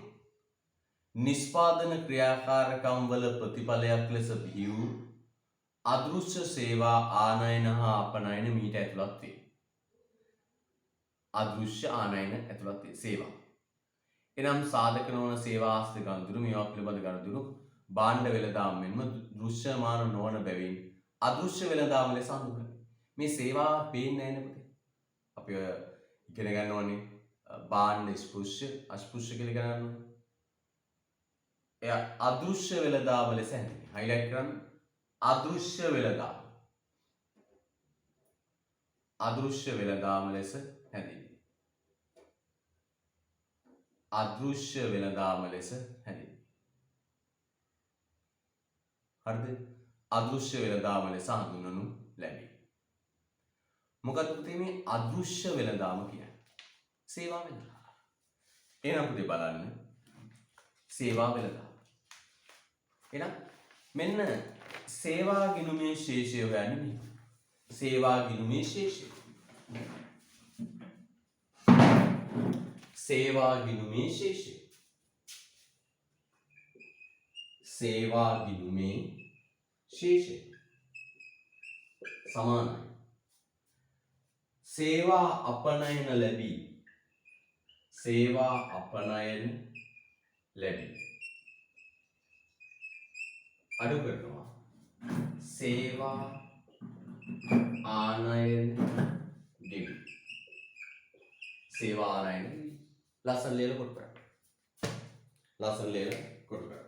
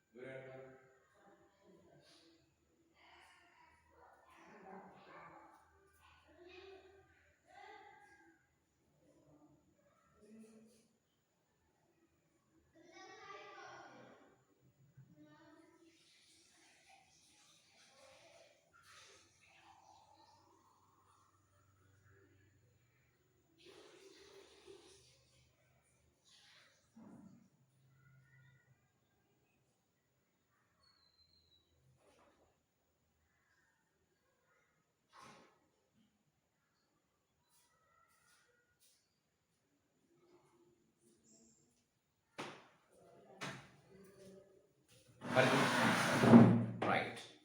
Yeah. භාණ්ඩ ගිණුමේ සේවා ලැබීම සේවා ගෙවීම. හරිද? right. මෙන්න මේක ඉතාම වැදගත් පුතේ. මොනවද සේවා ගිණුමට ලියන ඒවා? තාම වැදගත් පුතේ. දැන් ඊට පස්සේ බලන්න හොඳට. සේවා ගිණුම පොඩ්ඩක් බලලෙමුනේ ශේෂයෙන්ම. 2019 හයිලයිට් කරන්න. සේවා නම් පුතේ සේවා ගිණුමේ නම් අතිරික්තයක් තියෙනවා. සේවා ලැබීම් තියෙනවා 7474ක්. සේවා ලැබීම් තියෙනවා කියද්ද 7474ක්. සේවා ගෙවීම් තියෙනවා 4625ක්. සේවා ලැබීම් 7474යි 74යි. සේවා ගෙවීම් 4625යි. ශේෂය වැඩිපුර හම්බෙලා තියෙනවා 2489ක්. මෙන්න පුතේ සේවා ගිණුමේ ඇතුළත් කරන ගනුදෙනු. සේවා ගිණුමේ ඇතුළත් කරන ගනුදෙනු. මොනවද පුතේ? තාරු ලකුණු කීපයක් දාන්න. තාම වැදගත්. මේ පුංචි අකුරෙන් ටයිප් කරාම සමහර දරුවෝ හිතන මේ ඔය වටින් වැදගත් නැති වෙයි. ඒකයි මේ පොඩි ෆොන්ට් එකේ නෑ. මේක එක තැනකට ගන්න ඕන නිසා ටයිප් කරලා තියෙන විදියට. සේවා ගිණුමේ ඇතුළත් කරන ගනුදෙනු. මෙන්න පුතේ highlight කරන්න. ප්‍රවාහන සේවා. සංචාරක සේවා. sannivedana සේවා. පරිගණක හා sannivedana සේවා. ඉදිකිරීම සේවා. රක්ෂණ සේවා. මූල්‍ය නොවන අස්පෘශ්‍යවත්කම් සඳහා ගෙවීම. වෙනත් ව්‍යාපාරික සේවා. රජයේ වියදම් වෙනත් සඳහන් නොවන. highlight කරන්න. තාම වැදගත්. මොනවද සේවා ගිණුම ලියන්නේ මට කියන්නේ? ප්‍රවාහන සේවා. සංචාරක සේවා. sannivedana සේවා. පරිගණක සේවා. ඉදිකිරීම් සේවා. රක්ෂණ සේවා. මූල්‍ය නොවන අස්පෘශ්‍යවත්කම් සඳහා ගෙවීම. වෙනත් ව්‍යාපාරික සේවා. රජයේ වියදම්.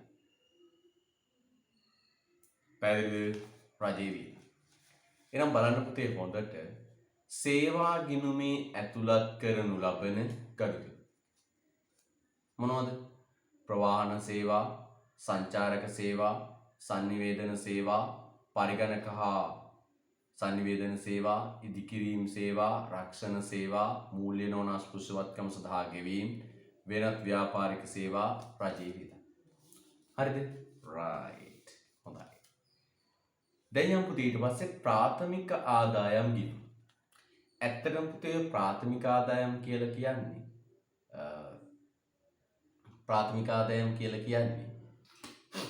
මොනවද? සාධක ආදායම්. ලාභ, ලාභාංශ, පොලි.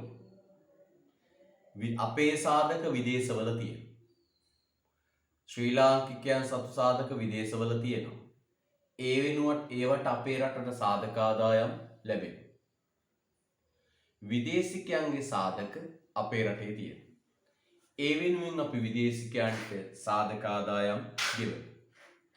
අන්නේ සාධක ආදායම් ලැබීම හා ගෙවීම අතර වෙනසට කියනවා. මොකද කියන්නේ?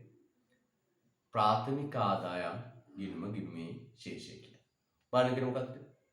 නිෂ්පාදන ක්‍රියාවලිය ආශ්‍රයෙන් නේවාසිකයින් සහ අනේවාසිකයින් අතර පැන නගින සාධක ආදායම් ලැබීම් ගෙවීම් මීට ඇතුළත් වේ.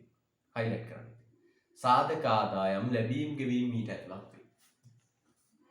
ලැබීම් ගෙවීම් මීට ඇතුළත් වේ. අන්න. සාධක ආදායම් ලැබීම් ගෙවීම්. හරිද? right. තියෙන මොකද්ද? ප්‍රාථමික ආදායම් ගිණුමේ ශේෂය හොයන්නේ කොහොමද? प्राथमिक आदायम गिणुमे शेषे. प्राथमिक आदायम गिणुमे शेषे. प्राथमिक आदायम लැබීම්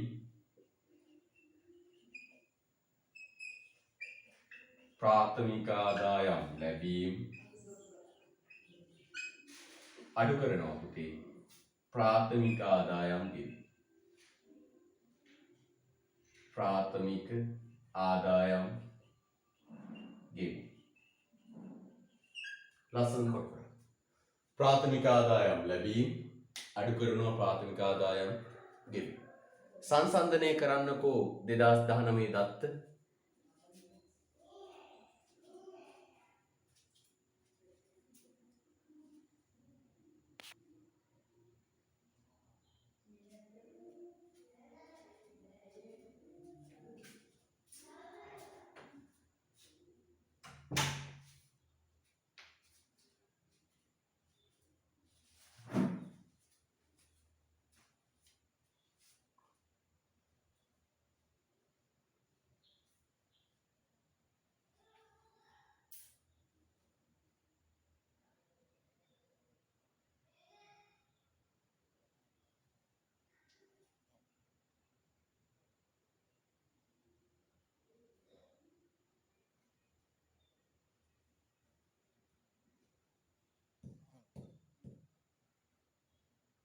right.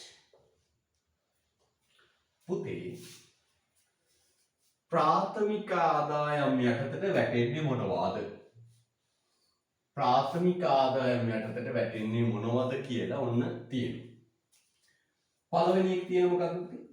සේවක වන්දි. ප්‍රාථමික ආදායම් ලැබීම, ප්‍රාථමික ආදායම් ගෙවීම. මොනවද තියෙන්නේ? සේවක වන්දි.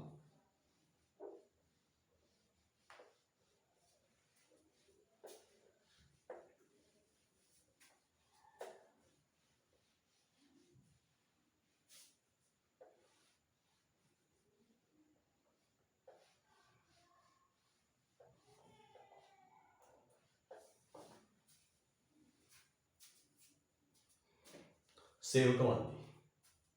සේවක වන්දි යටතේ උදාහරණ තමයි සේවක වැටුප්. සේවක වන්දි යටතේ තියෙන මොකක්ද? පළවෙනි එක තමයි සේවක වන්දි. ඒ යටතේ තියෙන මොකක්ද? සේවක වැටුප්. රතු පෑන අරන් කිලෝ 2ක් විතර වරාල්යන් කෙටි කාලීන සේවක වැටුප්.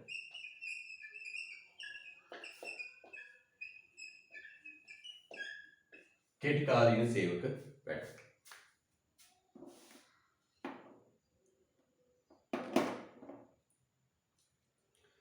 මොකක්ද මේ සේවක වැටුප් යටතේ මම කෙටි කාලීන සේවක වැටුප් කිව්වේ මොකක්ද?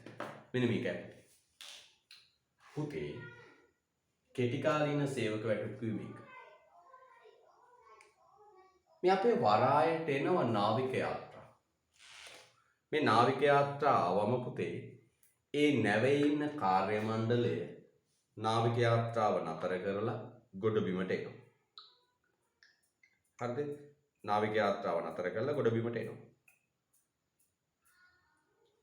ඊට පස්සේ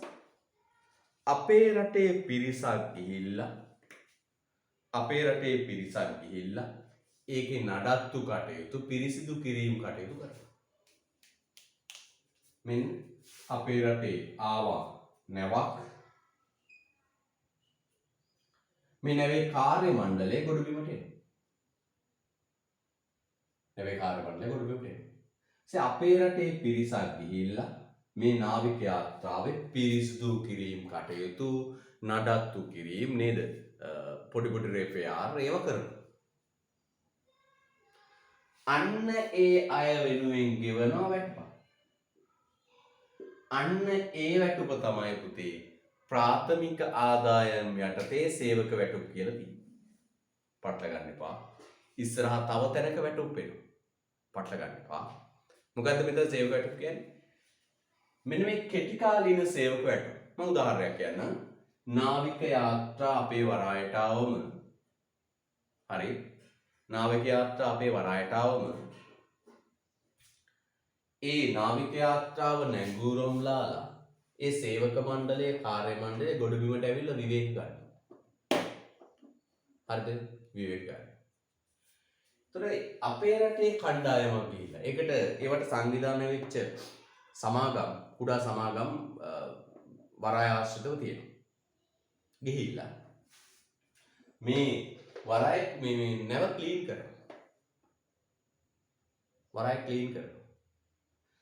අන්න පුතේ එහෙම ක්ලීන් කරන්න ගන්න. එහෙම ක්ලීන් කරලා කෙටි කාලීනව ගන්න වැටුපට කියනවා පුතේ මෙන්න මේ සේවක වැටුප. ගුවන් යානත් එහෙම. ඒවා පිරිසිදු කරන්න, නඩත්තු කරන්න මේ කටයුතු ගන්න. අන්න පුතේ ඒව තමයි සේවක වැටුප කියලා කියන්නේ. එහෙනම් සේවක වන්දි යටතේ සේවක වැටුප් කියලා එකක් තියෙනවා. මේ සේවක වැටුප් කියන්නේ මොකක්ද? මේ කෙටි කාලීන සේවක වැටුප්. ඊට පස්සේ ආයෝජන ආදායම්. එතන හයිලයිට් කරන්න තියෙන්නේ පොලි ලාභාංශ ප්‍රතිආයෝජන පිළිම. පොලි ලාභාංශ ප්‍රතිආයෝජන පිළිම. ආයෝජන ආදායමට තියෙන්නේ මොකක්ද? පොලි ලාභාංශ ප්‍රතිආයෝජන ඉපයීම. ඊළඟ මූල්‍ය නොවන නිෂ්පාදනය නොකළ වත්කම් බදු දීමෙන් උපයා ගනු ලබන ආදායම්. මොනවද තියෙන්නේ? මූල්‍ය නොවන නිෂ්පාදනය නොකළ වත්කම් බදු දීමෙන් උපයා ගනු ලබන ආදායම්.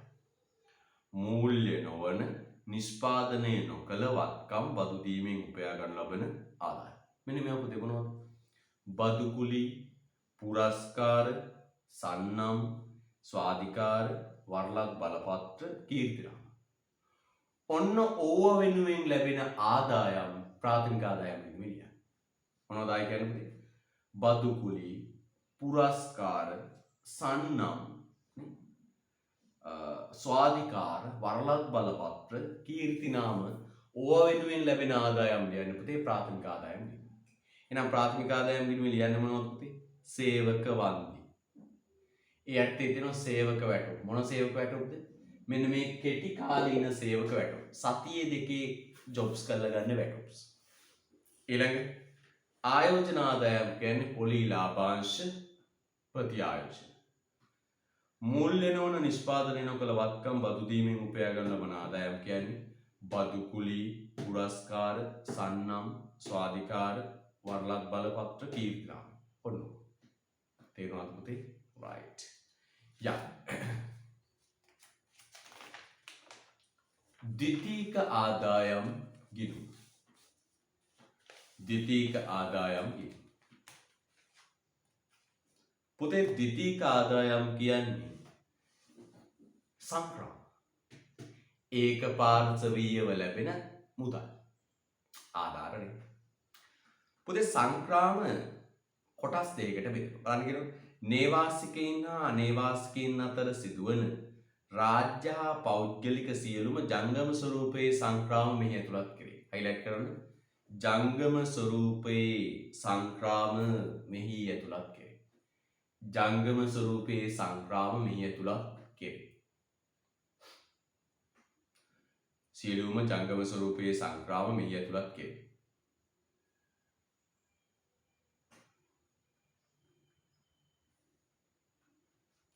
මේවා මුදල් හෝ භාණ්ඩ යන දෙආකාරයෙන්ම සිදුවිය හැකියි. මේවා මුදල් විදියටත් භාණ්ඩ විදියටත් සිද්ධ වෙන්න පුළුවන්. නේවාසිකයන් හා බලනකොට නේවාසිකයන් හා අනේවාසිකයන් අතර සිදුවන රාජ්‍ය හා පෞද්ගලික සියලුම ජංගම ස්වරූපයේ සංග්‍රාම මෙහි ඇතුළත් කෙරේ. මේවා මුදල් හෝ භාණ්ඩ යන දෙආකාරයෙන්ම සිදුවිය හැකියි. යම් පුතේ වාස්කිනෝ සංග්‍රාම කොටස් දෙකයි. අපේ රටේ රජයට ලැබෙන සංග්‍රාම වලට කියනවා නිල සංග්‍රාම. මේ බලන්න.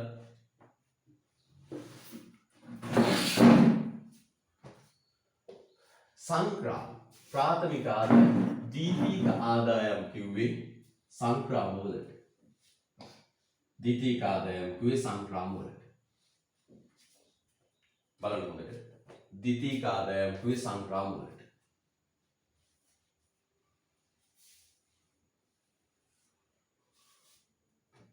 when ද්විතීයික ආදායම් කිව්වේ සංග්‍රාම.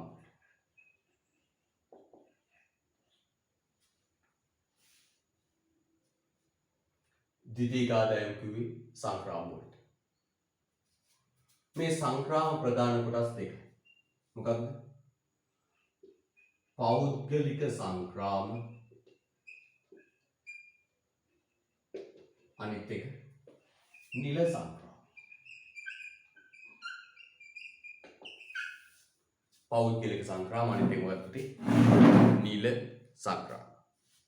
එකක් පෞද්ගලික සංග්‍රාම අනිත් එක මොකද්ද? නිල සංග්‍රාම. පුතේ විදේශ රටක රජයකින් අපේ රටේ රජයට ලැබෙන සංග්‍රාම වලට කියනවා නිල සංග්‍රාම. රාජ්‍යතාන්ත්‍රික මට්ටමින් සිදුවන සංග්‍රාම. USA ඇමරිකා එක්සත් ජනපදයේ රජය ශ්‍රී ලංකා රජයට සංග්‍රාමයක් දෙනවා. ආධාරයක් දෙනවා. ඒක කියන්නේ නිල. නිල කිව්වම අපිට කොහොම මතක් වෙනවනේ? නිලධාරියා, නිල සුනකයා, නිල නිවස, නිල කටයුතු, නිල සංචාර, නිල මැස්සා ආදී වචන රජය හා සම්බන්ධයි කියන අර්ථයෙන්. පැහැදිලිද? රජය හා සම්බන්ධයි කියන අර්ථයෙන්. පෞද්ගලික සංග්‍රාම කියන්නේ මෙන්න මේක. අපේ රටේ පෞද්ගලිකාංශයට විදේශ රටක පෞද්ගලිකාංශය ඒකපාර්ශවීයව සංග්‍රාම ලබා දෙනවා නම් ඒකට කියනවා පෞද්ගලික සංග්‍රාම. හොඳට මතක තියාගන්න මෙන්න මේක තමයි.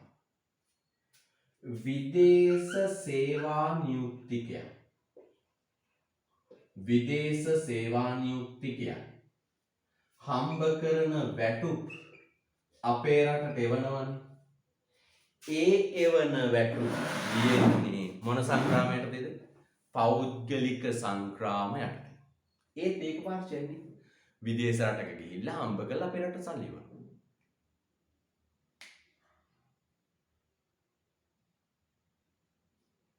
එන කියන්නේ මෙහෙම කියන.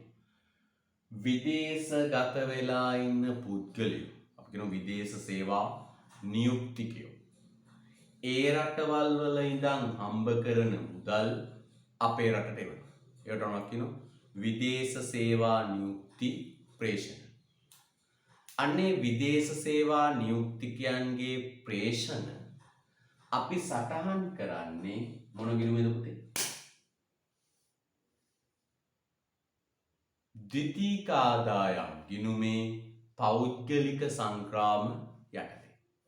නම් විදේශ සේවා නියුක්තිකයන් අපේ රටට එවන මුදල් සටහන් කරන්නේ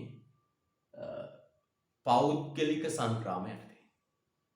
ද්විතීක ආදායම් ගිණුමේ පෞද්ගලික සංග්‍රාම යටතේ. පොඩක් කියමු පුතේ.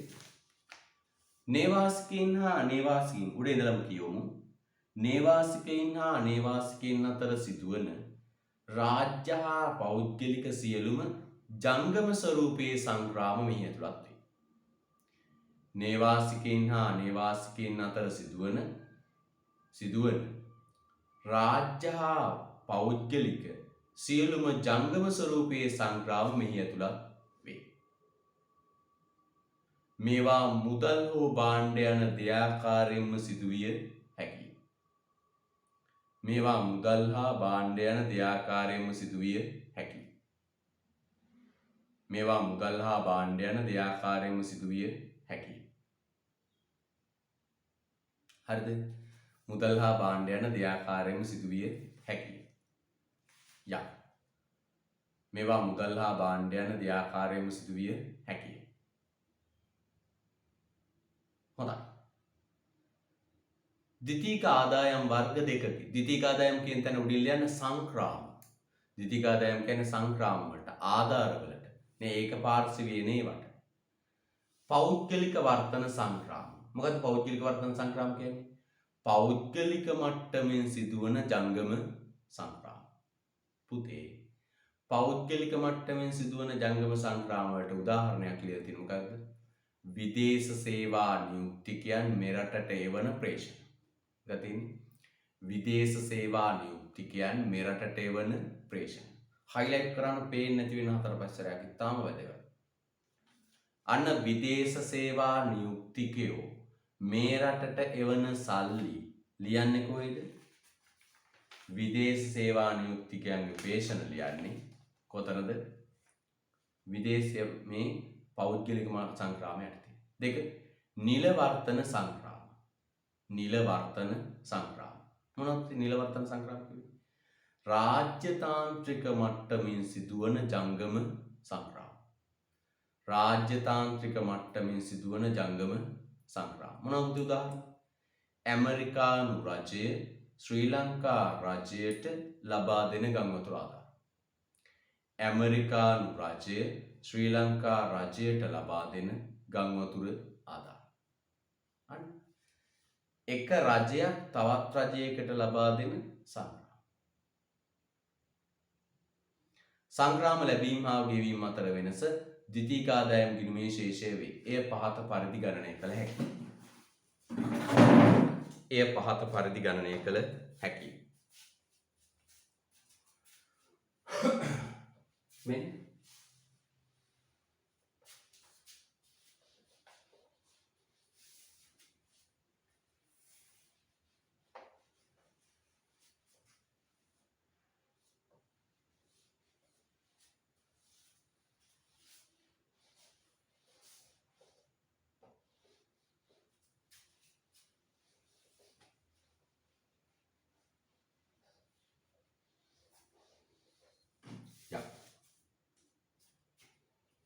මෙන්න ද්විතීයික ආදායම් ගිණුමේ ශේෂය.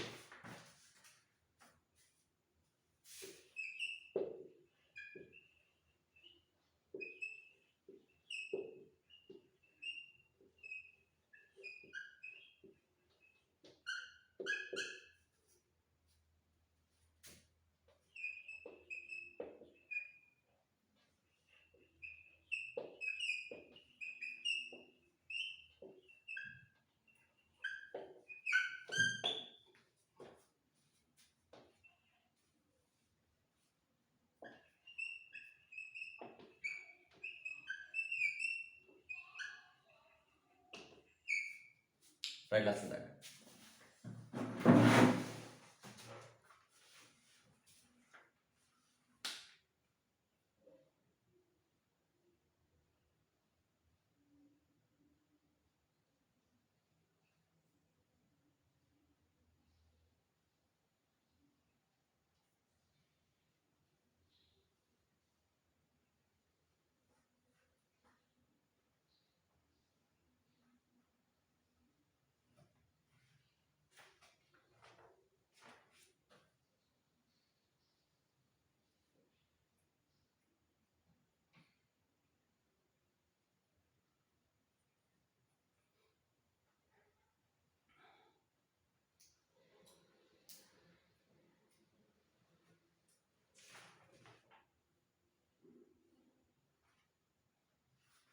Hi. Hi, Rudy. හොඳයි. හොඳ උස්මක් ගන්න. Right. තව කෙනෙකුට මොකක්ද කියන්නේ? ද්විතීයික ආදායම් ගිණුම අතිරික්ත බලන්න. මේ ධන නම් අතිරික්ත ද්විතීයික ආදායම් ගිණුමේ අතිරික්තයක් ලෙසද ඍණ නම් ද්විතීයික ආදායම් ගිණුමේ හිගයක් ලෙසද හැදින්නේ. ධන නම් අතිරික්තයක් ඍණ නම් හිගයක් හැදින්නේ. හරිද? ඔන්න පුතේ තියෙන ලංකාවේ ද්විතීයික ආදායම් ගිණුමේ තත්ත්වය තියෙන කොහොමද 2019 ද්විතීයික ආදායම් ලැබීම් 6726යි සේවය කරන යුතුකම් ක්‍රියේෂණ 6719යි රජයේ සංක්‍රමණ 9යි ද්විතීයික ආදායම් ගිණුම දාන. හරිද? right. දැන් පුතේ මෙන්න එනවා ගෙවුම් ශේෂ ලේඛනයේ ජංගම ගිණුමේ ආකෘතිය. ගෙවුම් ශේෂ ලේඛනයේ ජංගම ගිණුමේ ආකෘතිය. මේ ගෙවුම් ශේෂ ලේඛනයේ ජංගම ගිණුමේ ආකෘතිය පුතාට තනියම පුරවන්න පුළුවන්. පුතාට තනියම පුරවන්න පුළුවන් විදිහටයි මේක හදලා තියෙන්නේ. ඕකේ බැර හර ශේෂය කියලා තියෙනවනේ. බැර කියන තැන උඩින් රතු පෑනවල ලියන්න ලැබී. හර කියන තැන ලියන්න ගෙවි. ලැබීම් ගෙවි. මෙච්චරයි. ඇති දෙයක් නැහැ. බැර ලැබීම් හර ගෙවි. ඒකක් තියෙනවා. වෙනද බලන්න බලන්න. 8000යි ලැබීම් 15000යි ගෙවි. ශේෂය කියන්නේ ලැබෙනකොට 8000ක් ගෙවලා 15000 7000යි ශේෂ. නේ? right. පුරු. පුතට ප්‍රශ්නයක් එහෙම තියෙනවා අහන්නත් අවස්ථාව දෙනවා. පුතේ මම යාන්ත්‍රික වෙලා ඉඳී මේ දවස් ටිකේ මේ ටියුට් ටික හදලා ඒක ලොකු කාර්යයක් පුතේ අතරම. හරිද? ටියුට් ටික හදලා සෙට් කරන එක. හරිද? ටියුට් එක බලන්න ඕන, අඩුපාඩු බලන්න ඕන, නැවත හදන්න ඕන. ප්‍රෙස් වල කොළ නැහැ, ඒවා කොළ හොයන්න ඕන, කොළ ගිහිල්ලා කොළ ගේන්න ඕන. හරිද?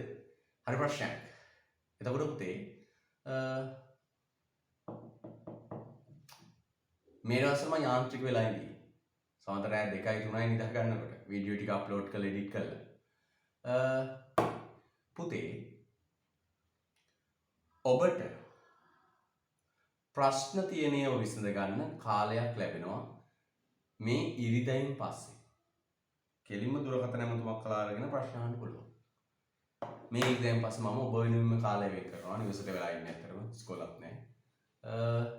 ඔබ වෙනුවෙන්ම කාලය වෙන් කරනවා ඔබේ ප්‍රශ්න වලට උත්තර දෙන්න. හරිද? ඔබට ප්‍රශ්න තියෙනවා අහන්න පුළුවන්.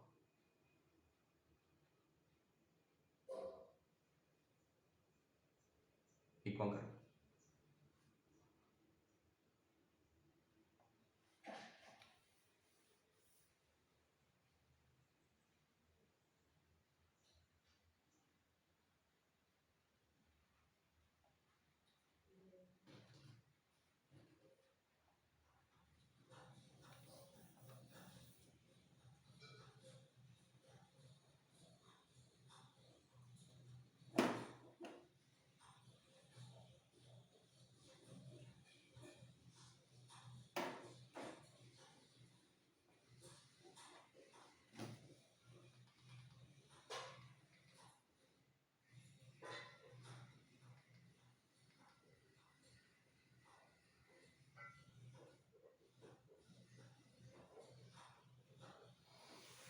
එකතු කරන්න අඩු කරන්න තියෙන්නේ.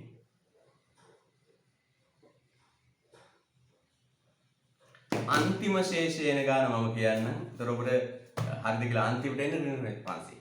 ජංගම ගිණුමේ ශේෂය අන්තිමට එන්නේ ඍණ 500. ඍණ 500 ආපතර වෙ ටකලා තොස්සන මගේ හරි. පුතේ සංඛ්‍යාදත්ත දරුවෙක් අහනවා. පුතේ අහන විදිහට මට උත්තර දෙන්න මේ සෙව්වන් තියානවා. සංඛ්‍යාදත්ත පාඩම් කරගන්නේ ඕනේ මට කියන්න. එහෙම මට කියන්න බෑ පුතේ මම දීපු සංඛ්‍යාදත්ත මම හයිලයිට් කරපු දේවල් මතක තියාගන්න. මට එහෙම මේ සංඛ්‍යාදත්ත එනවා කියලා කීමේ හැකියාවක් නැහැ. මම අර හයිලයිට් කරපු තරු දාපු නේද වැදගත් තියෙන දේවල් ඒ ටික අනිවාර්යෙන් පාඩම් කරගන්න. මට මේක බලා ගන්න කියලා කීමේ කියන්න හැකියාවක් නැහැ.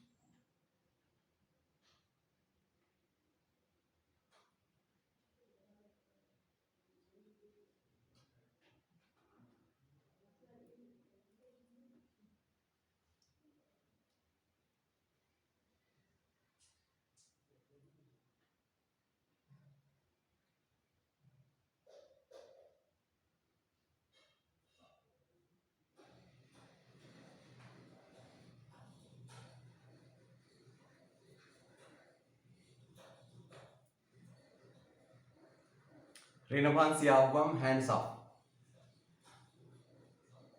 අන්තිමට එන්නේ ඍණ 500. ඍණ 500 ආවම hands up.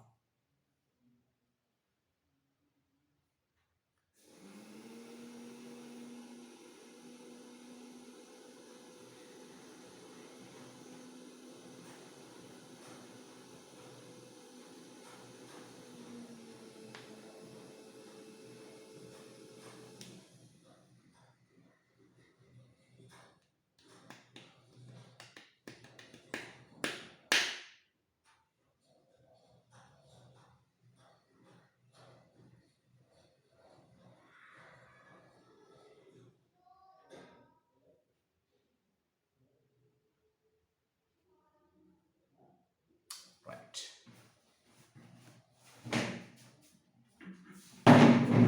පුරුම්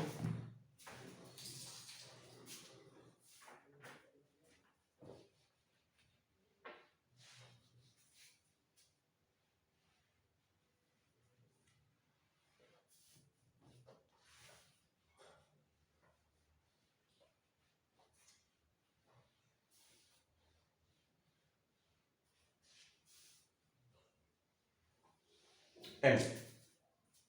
ආව උතර වෙවිලා දෙන්නේ එන. මෙන්න දිනු වෙළඳ භාණ්ඩ 800යි. වෙළඳ භාණ්ඩ 800යි. වෙළඳ භාණ්ඩ 8000යි. ගෙවීම් 15000යි. ශේෂය ඍණ 7000යි. ඊට පස්සේ මූල්‍ය නොවන රත්තරන් ලැබීම් 1000යි. ගෙවීම් 3000යි. ශේෂය ඍණ 2000යි. දැන් උඩට යන්න. භාණ්ඩ ගිණුම තියෙන කීයක්ද? භාණ්ඩ ගිණුම මේ දෙක එකතු කීයද? 9000යි. මේ දෙක එකතු කීයද? 18000යි. භාණ්ඩ ගිණුමේ ශේෂය තියෙන කීයක්ද? ඍණ 9000යි. හරිද? right. සේවා ගිණුම. සේවා මොනවද? ප්‍රවාහන. සේවා මොනවද? ප්‍රවාහන. කීයද? 1500යි 1000යි. ධන 500යි. මදි වේදනේ. හරිද? සේවා ගිණුම මොනවද තියෙන්නේ බලන්න.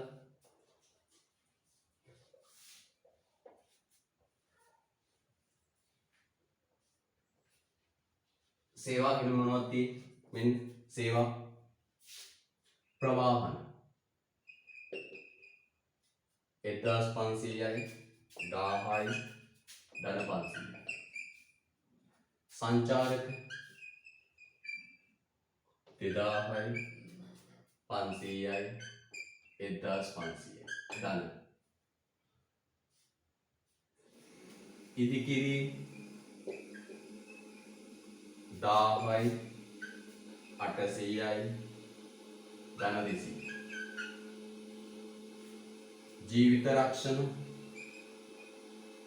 500යි 200යි ධන 300යි. මූල්‍ය සේවා 1000යි 500යි ධන 500යි. විදුලි සංදේශ 800යි 300යි ධන 500යි. වෙනත් ව්‍යාපාරික සේවා 1000යි 800යි ධන 200යි. රජයේ භාණ්ඩ 500යි 200යි ධන 300යි. එනම් පුතේ බලන්න හොඳට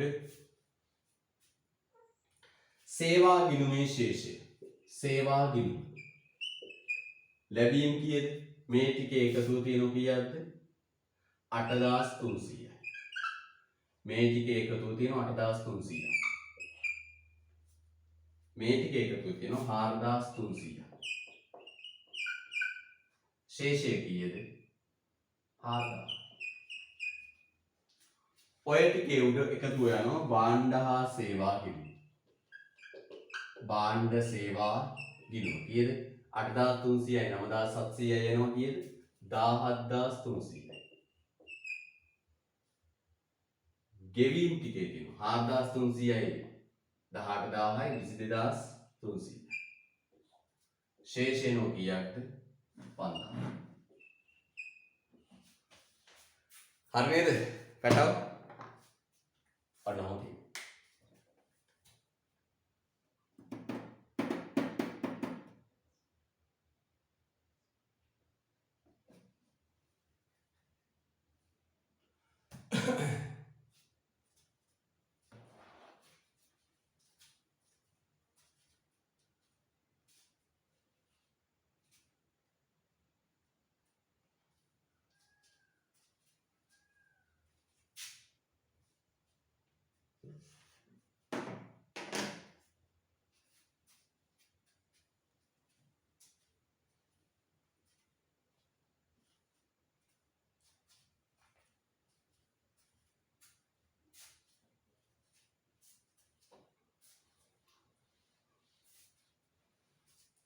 යගේ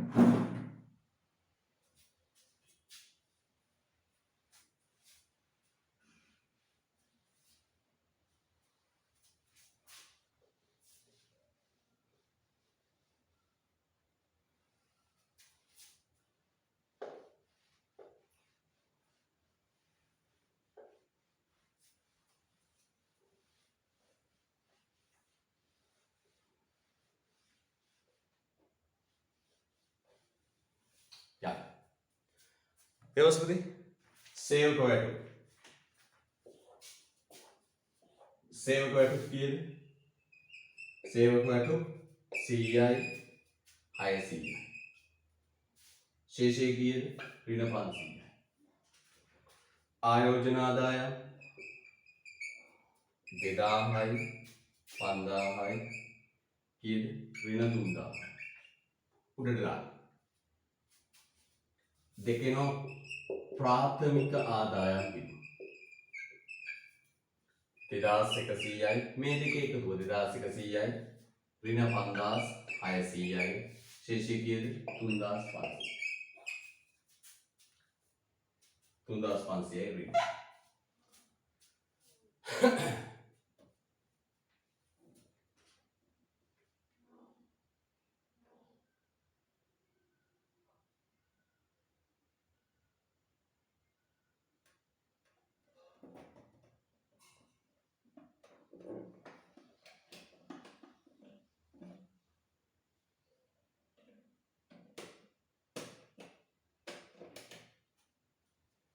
යගේ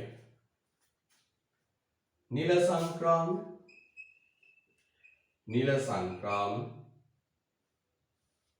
3000යි බිංදුවයි ධන 3000. විදේශ සේවා නියුක්තියන්ගේ ප්‍රේෂණ 6000යි 1000යි කීයද? 5000. එනවා පුතේ ද්විතීක ආදායම් ගිණුම කීයද? 2100යි 9000යි 1000යි 8000. ඔය සියල්ල එකතු වෙනවා පුතේ ජංගම ගිණුමේ ශේෂය. ජංගම ගිණුමේ ශේෂය ඔක්කොගේම එකතුව 28400යි. ඔක්කොගේම එකතු වෙනවා 28400යි 29900. ශේෂය වෙන 500.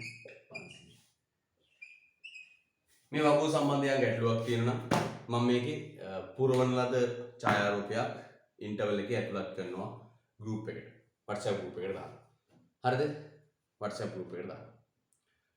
දැන් මට පුතේ පුංචි උදව්වක් ඕන. මේ වගුවේ ඉලක්කම් සම්බන්ධ ගැටලුවක් ඇති කරගන්න එපා. ඍණ 500 ආවේ නැත්තම් මම WhatsApp group එකට ක්ලාස් එක විඩියෝ වෙච්ච එක මම මැසේජ් එකක් දානවා. මට ප්‍රශ්නයක් තියෙනවා. මොකක්ද? ගෙවුම් ශේෂ ලේඛනයේ ඔන්ලයින් උගන්වන පළමු වන අවස්ථාව මේක. හැබැයි මම ටියුට් එකක් හදලා වැඩපිළිවෙලක් හැදුවා. ඔන්ලයින් කරන්න. නෝට් ලියලා කරන්න බෑ පුතේ තේරෙන්නේ. හිතන්න නෝට් ලියන පන්ති වල කොහොම ඇද්ද? අපිට මේ ටියුට් ගහලත් මෙච්චර වෙලාවක් ගියා. පුතේ මට උදව්වක් කරන්න. මේ ඉන්න දරුවෝ ඔක්කොම මට මැසේජ් එකක් දාන්න. තේරුණාද නැද්ද? මේ කරපු ටික තේරුණාද නැද්ද? අවංකව මැසේජ් එකක් දාන්න. මම හරි කැමති අවංක දරුවන්ට. තේරුණාද නැද්ද කියලා මැසේජ් එකක් දාන්න. මෙතෙක් කරපු ටික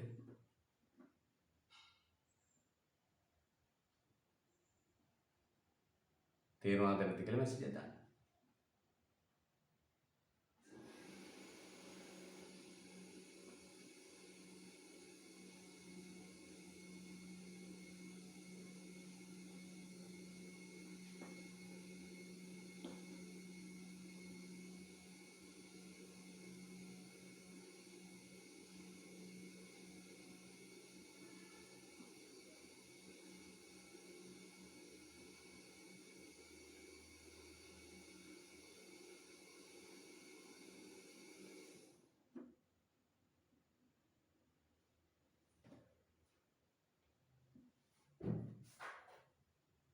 හරි.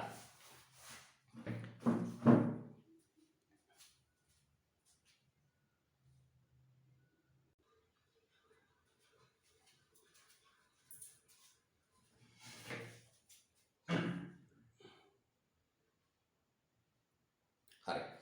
වීඩියෝ නරඹන පුතේ දුවේ ඔබට නිබන්ධනය අවශ්‍ය නම් මේ දුරකථන අංකයට ඇමතුමක් ගන්න.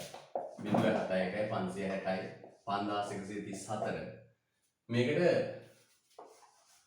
නිබන්ධන අවශ්‍ය නම් යොමු කරන්න. මට පුළුවන් මේක ෆොටෝ ටිකක් එවන්න, PDF ෆයිල් එකක් එවන්න පුළුවන්. ඔබ මතක තියාගන්න මේ YouTube channel එක හදලා තියෙන්නේ මගේ ටියුෂන් එකේ ප්‍රවර්ධන කටයුත්ත කරන එක. ගොඩක් අය හිතන් ඉන්නේ මේ ළමයි අද ගන්න එහෙමයි කරන්නේ පුතු. මේ කොරෝනා වෙලාවේ ගොඩක් දරුවෝ අසරණ වෙලා ඉන්නේ. සිග්නල් නැති නිසා. අන්නේ දරුවන්ට මේ පාඩම් ටික කියලා දෙන්නයි මේ channel එක ආරම්භ කරේ. සාර්ථක වෙනවා. පුතේ මේකේ වීඩියෝ එකක් එඩිට් කරලා දාන්න හරි අමාරුයි. වීඩියෝ කරලා එඩිට් කරලා තනියම ස්ටාෆ් මුකුත් නැහැ. තනියම ඔක්කොම කරන්නේ. ටිකක් අමාරු කාර්යයක්. හැබැයි මම මේක අඛණ්ඩව කළා පුතේ. කොරෝනා කාලේ අඛණ්ඩවම කළා. දැඩි වීඩියෝ 218ක් පැය 400කට වඩා මම වීඩියෝ කරලා YouTube එකට දාලා තියෙනවා. සමහර පුතා රෙල්ලීමක් කරනවා. අව탁සිරු කරන්න එපා හැබැයි. ගොඩක් වෙලාවට අපේ දරුවෝ පුරුදු වෙලා ඉන්නේ අර ගාස්තු අරන් විවිධ නීති දාලා හෙගුලාස් දාලා කරනකොට තමයි ඒකට වටිනාකමක් ඇඩ් කරන්නේ. අර නිකන් දෙනකොට වටිනාකමක් නැතන ඉන්නේ. එහෙම හිතන්න එපා. මේ වටිනාකමක් එකතු කරන්න. හරි. ඔව්.